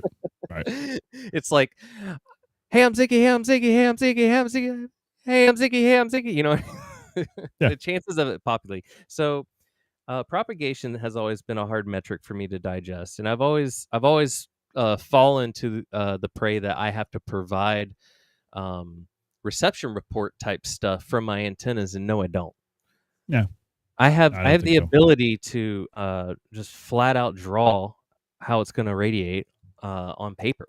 I was taught some really neat tricks by the Mr. Hollywood himself, where I can actually draw antenna radiation patterns freehand. Give me pen and Wow. paper. Yeah, we can draw this up. And Your dying art. What a beautiful man he is. Oh, he's so smart. Yeah, he gives me time of day every once in a while. So with that, as long as all the parameters that we all know as hams, like let's get the trees out of the way, let's make sure whatever our soil situation is not going to impede on us. We're infinite space. Yes, exactly. Right, Close right. enough. Let's make sure all the basic parameters are met, and then let's go ahead and just leave propagation alone because that's its own thing, and let's focus on getting the best made antenna as high up as we can. And that alone has been. Oh, and then also I say all that bullshit to get right back to this point. How does it present to the user? Now that's a Sure. very cryptic way of saying, is his radio gonna be able to jive with it, or is he gonna fight with this thing a little bit? So the number one thing, and I have to go back on some core beliefs here, is that sometimes you have to make a device lossy in order to be more usable. And nothing says that better than my weird creation that I came up with one day called the random mint. I took one of the world's lossiest cores and I put the world's most lossiest core winding on top of it. Ta-da! You have something that you can tune anything with. Sure. Right. I have it right here. One of them I'm beefy. This is a beefy one. Yeah, Chris was showing me his yesterday. He's so proud of it. I'm glad he likes it. Yeah. So this is this That's is a what I pretty call. sight. Thanks, man. That's another thing I do too. Like if they don't look like this is not tight enough right here. If they don't look this good, then I won't. If it ship them. doesn't look like it belongs in a jewelry case and could be sold for 6 figures, then it ain't worth your No. time. No, absolutely. So That's Nice finding. the Gucci of toroid roid. Yeah, roids, exactly. Gucci roids. thanks, guys. I really appreciate that. I spent a lot of time on this. And Dude, and it shows. So I'll toot your horn a little bit. I see love this? I See love that? engineers who take time to be able to make something just as pretty and professional as it is functional. You know what that's from? I can't see what you're looking at. Oh, right on my His finger. finger. That cut. Well, no, I can't see the cut, but yeah, I get roughly the cut. Yeah, You can- for the toroid. You can get burned on enamel wire if you try to straighten it out too fast. Oh, good to know. Yeah. Yeah, buddy. I got lit up. I was standing up trying to be all slick and just pulled through 6 feet of it real fast. Yeah. You can also get burned if you hold on to the paracord just a little too tight when you throw the throw back. Yeah, exactly. Yeah. The lossy core, lossy winding, makes I'll- for a shit ton of fun.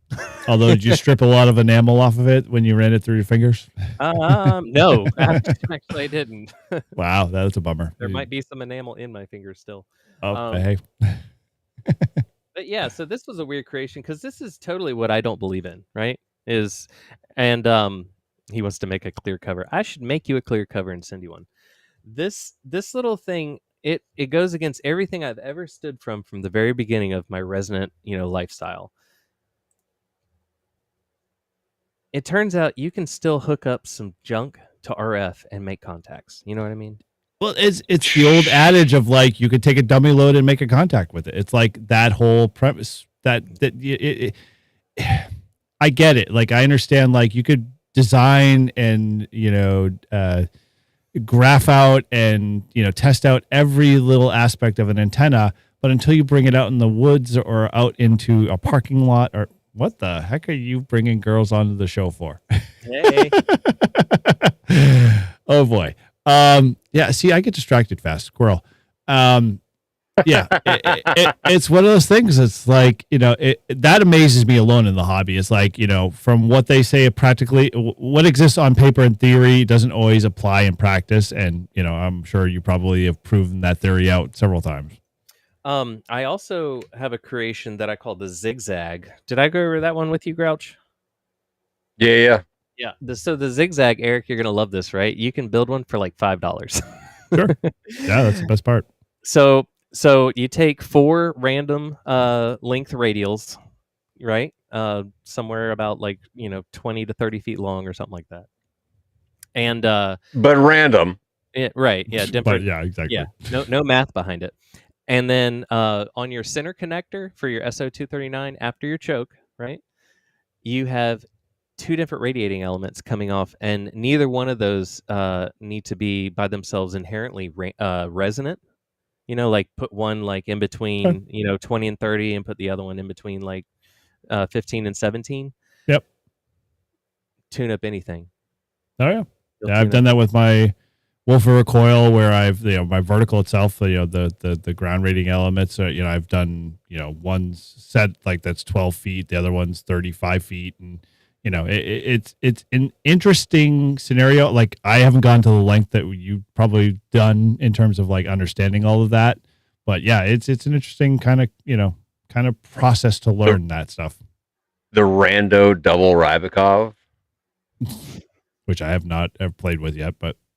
The Rando double Rybakov. What are you talking about? Is this a product somebody's selling? No, I'm just saying you should make one, because you're talking about random radials and random 2 elements going up.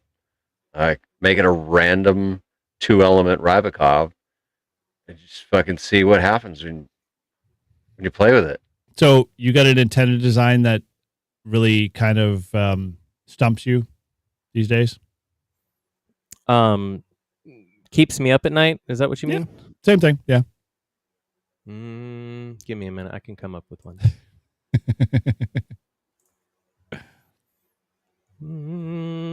Okay, so we've all seen it. There's the big beautiful. Where did I save this?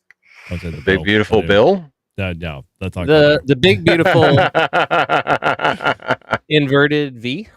Okay. That has I guess it has like 2 stepper motors, or maybe just 1 stepper motor. But anyway, he's able to change the length of the V, but keep the height because it can like pull in and reel, like weird. the 2 legs. Okay. And I'm not hating on it. I love the design mechanically, right? Like Sure. the mechanics of it, the design of it. But in my opinion, he's got this big heavy stepper motor in an enclosure with all of its hardware. We're At the talking top of the poundage. point. We're Yeah, talking at the point. poundages. Well, I think it's well over 10 pounds. It's a big enclosure too. The mast he had to use must have been, the top pole was probably that big around, and the whole thing was still like leaning, Bending. right. Yep. I was just totally impractical. To that was my biggest peeve. It's a beautiful idea, but it's too heavy. And then I thought to myself, I got an idea. Why don't we just take all that heavy stuff out of there? And like the blinds, how it's got like the loop cord and you just keep pulling it? Yep. Right? You could just have a loop of string coming down. And if you want it automatic, you could just loop around a pulley, but put all the heavy stuff down here and we'll just run basically a belt up there. Mm-hmm. All we're doing is spinning something. We're going to eliminate like at least 10 pounds. And then plus we don't have to go up with our control wires anymore either. Right. Sort of like the vertical the stepper has right now, I think. Right. It's a 40/10 vertical with a elevated counterpoise, but kind of the same. All the mechanics are at the lower part of the antenna, or primarily at the base of the tripod or whatever. Right. No, you got it. It's just we're just talking about having all the heavy stuff up top, right? Right. They have all the mechanics at the. So this is a quarter wave that you're talking about, an adjustable quarter wave. I got you. Right. Just you wanted me to pick something to gripe about, and I found one for you. I got more. I'm sure you do. It's like, I'm sure every antenna at this point, somewhere along in its evolution, is griped. Basically cause you to go, why did it do that? Or how can we? Did you know that your standard dipole, one leg's actually supposed to be about 5% longer than the other? No, I did not know that. Yeah. Why so? You can actually make a dipole present at 50 ohms instead of somewhere that a I little knew. bit higher. That I knew. Yeah. That makes sense. But what? And so, what's the percentage of like why one like 5 to 10, and depends upon your height above ground, but it does something. I believe the correct term is called loading. Mm-hmm. And you're changing which leg has the higher impedance, right? And by doing so, you're essentially just slightly off centering your mono band, and you can for exchange for a little bit of reactance, you can actually correct the resistance. You can correct the impedance. Interesting. Just a little bit of an offset. Not much. Yeah, antennas always amaze me, but I have not, because I'm still enjoying the activity of doing POTA and getting out and making contacts, because I spent, we'll say, most of my original ham career as a no-code technician and never really could get Morse code. And because I never really could get Morse code, I never had the opportunity to do HF band. So when I finally became the COVID general ham, I have never looked back and really just trying to, understand or build antennas. I think, it's definitely a skill to have and understand, because it can provide you a plethora of, information, and, both in the field as well as, on the bench kind of thing. And, dude, can I show I you love people like yourself, I guess.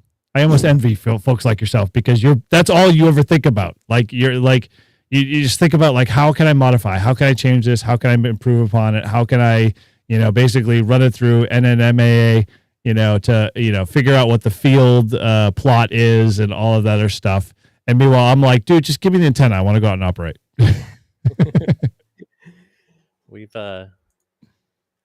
Oh no, did I get it? Oh, I gotta run it first. Sorry, guys.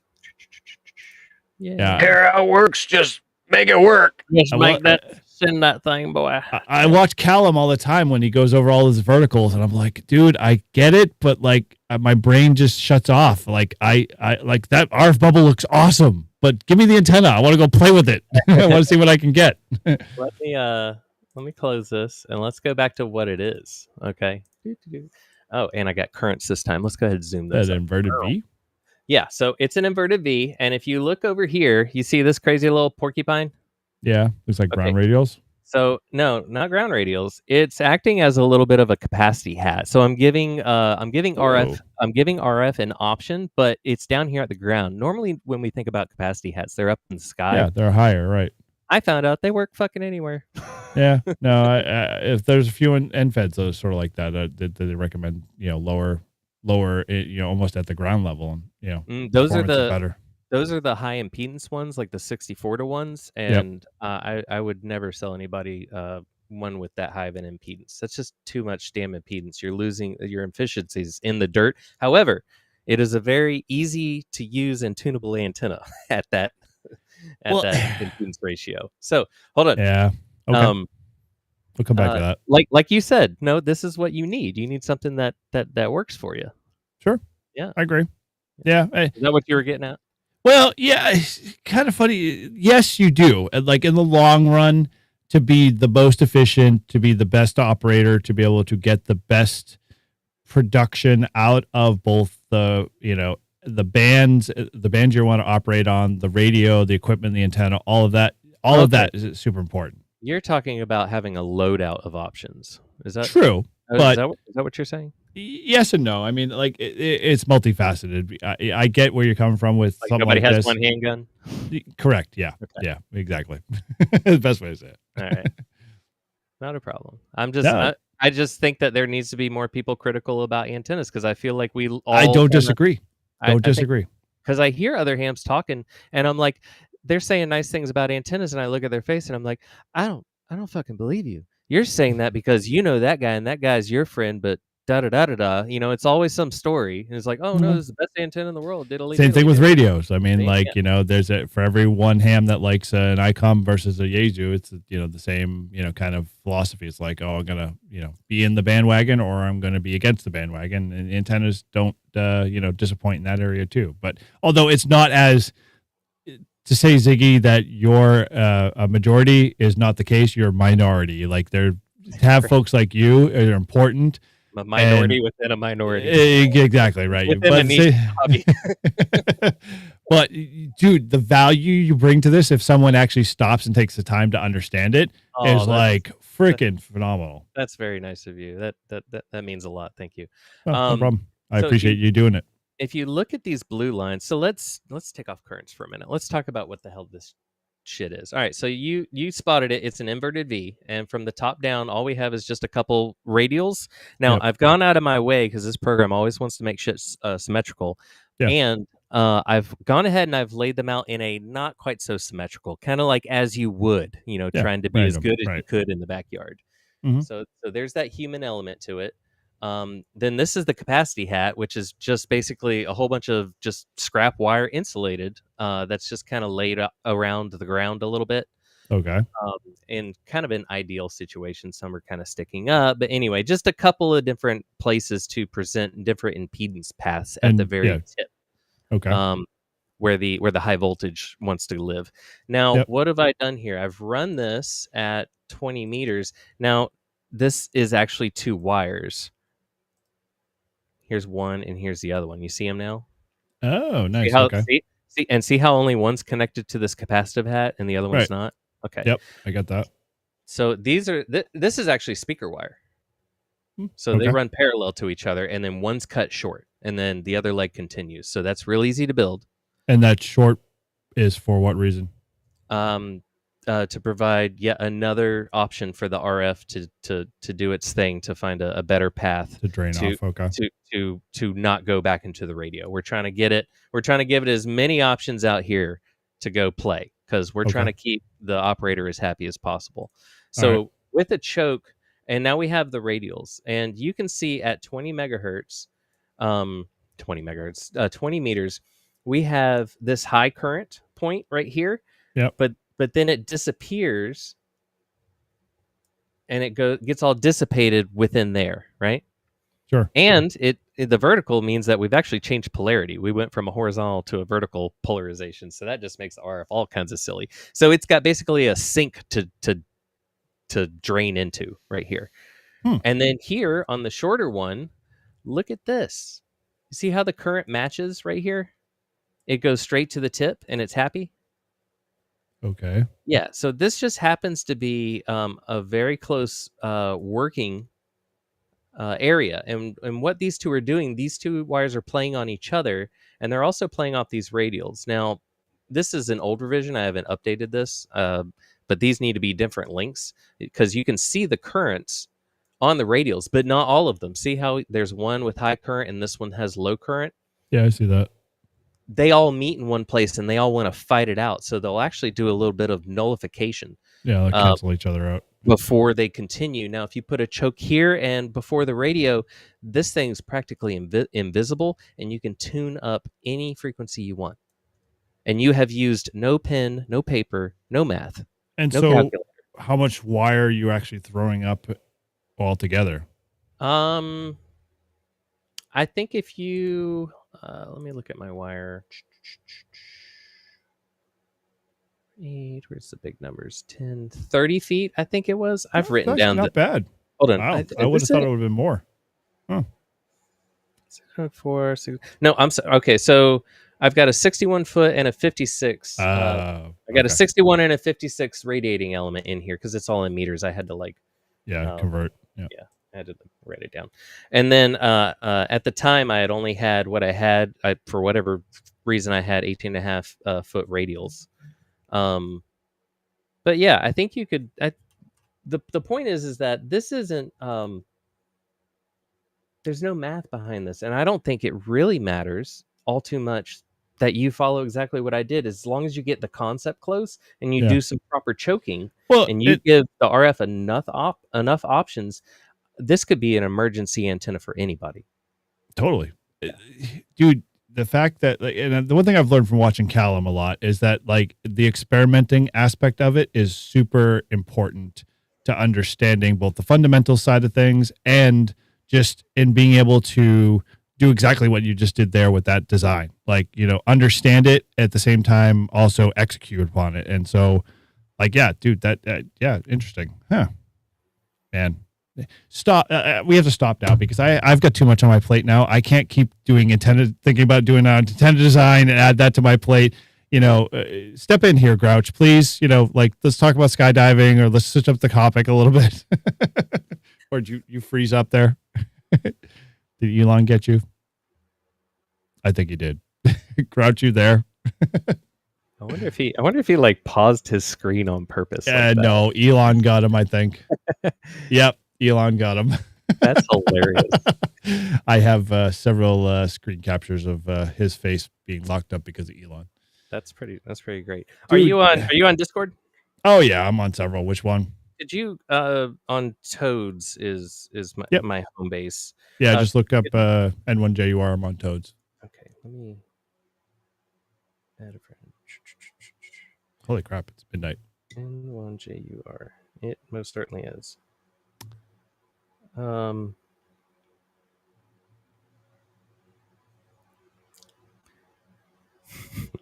not good at this.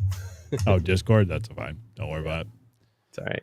My homie emergency antenna is the horizontal sections of my rain gutters. It's all tied together to a 9-1. It's nice because it won't come down in a storm, and it does pretty good for MBiz. Never say never there, James. I've had gutters fall down in storms a lot. Yeah, absolutely. I'm glad. Just the tip. That's great. I'm glad that he has an antenna like that always deployed, and that's up. I used to hate the rain gutter antenna when I first found out about it. I was Oh, like, why? And then I go, you know what? It's better than nothing. oh, Grouch dropped off. It's Yeah. better than nothing. That's well, the old adage is the best antenna you have is what you have in front of you, kind of thing. So yeah, I very much like. I mean, I have my antennas 80-10 in the backyard. I'm in an So I HOA. think it goes the worst. The worst antenna is the one that you haven't put up yet. That is true, right? or soon to put up. Yeah, right. Yeah. Yeah. It's it's kind of one of those things that like I love the idea of exploring antennas because it's never like it's not absolute. There's always some caveat or some option or some exception in some case because there's always a trade-off with antennas, as you probably very much know very well. So it's it's a good hobby. I like it.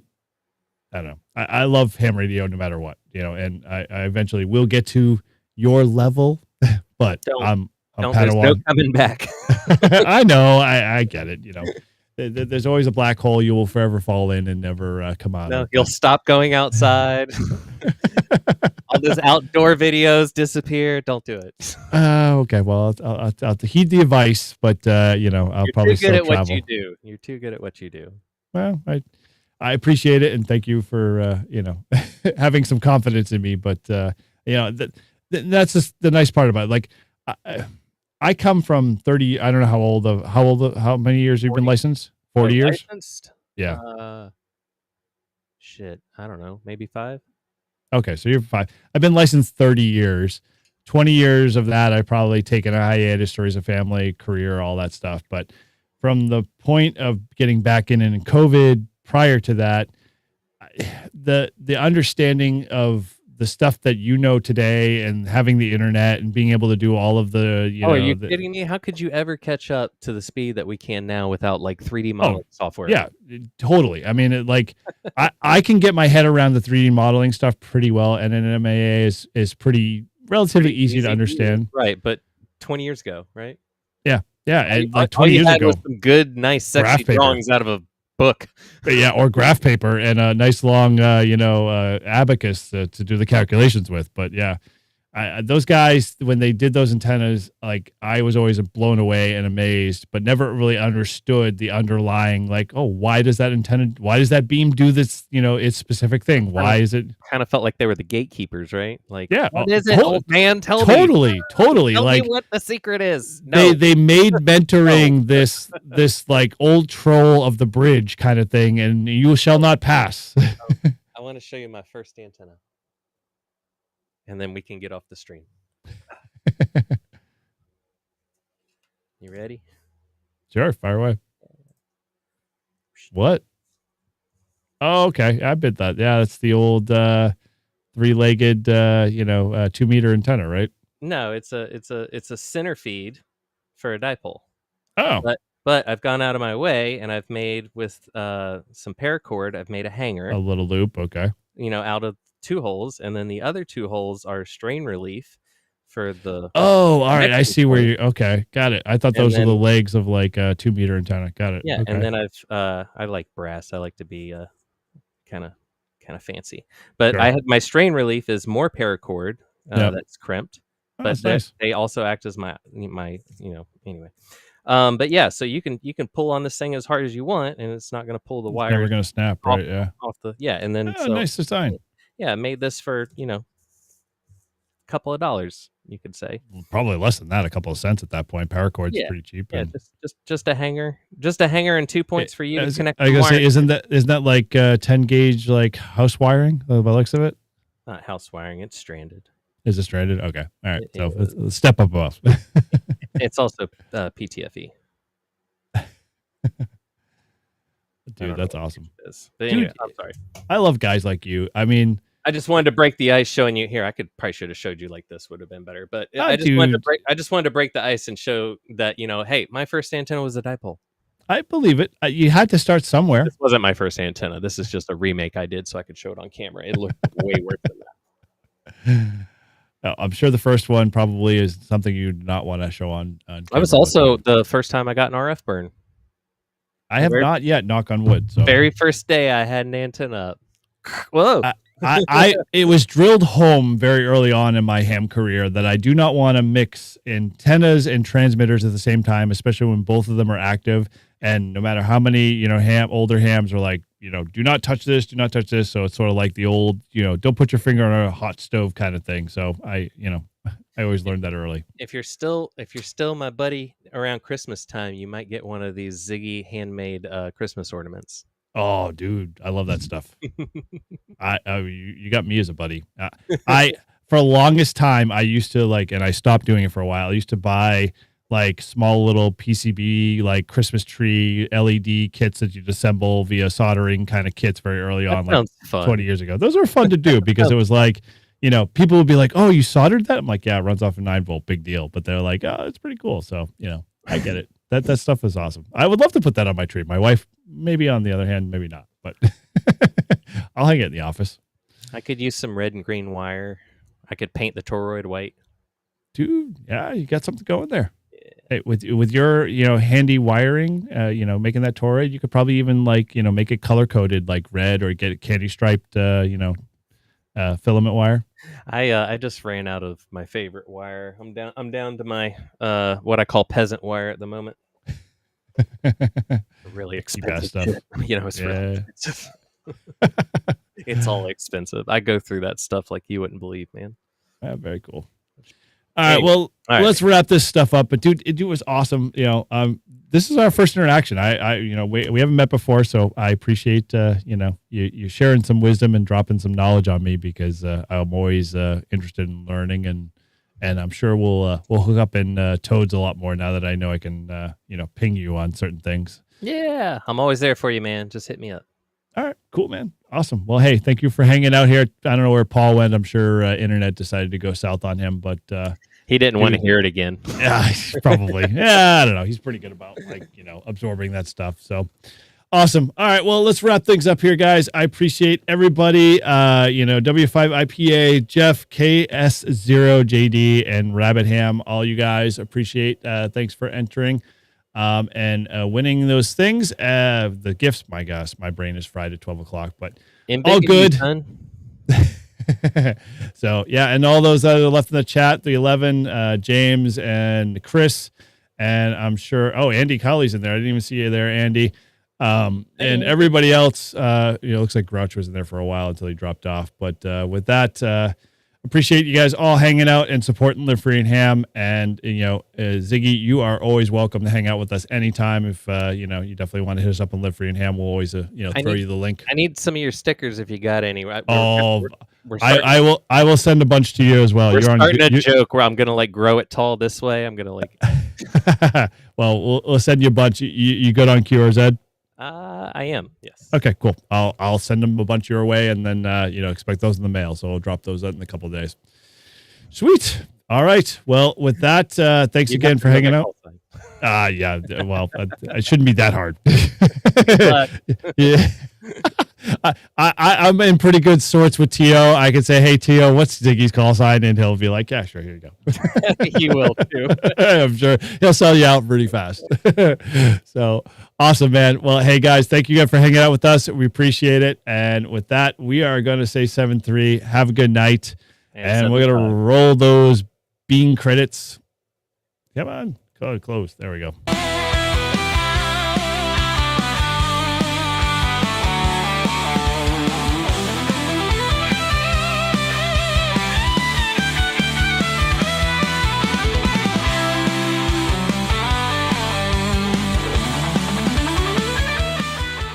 Good afternoon, good evening, and good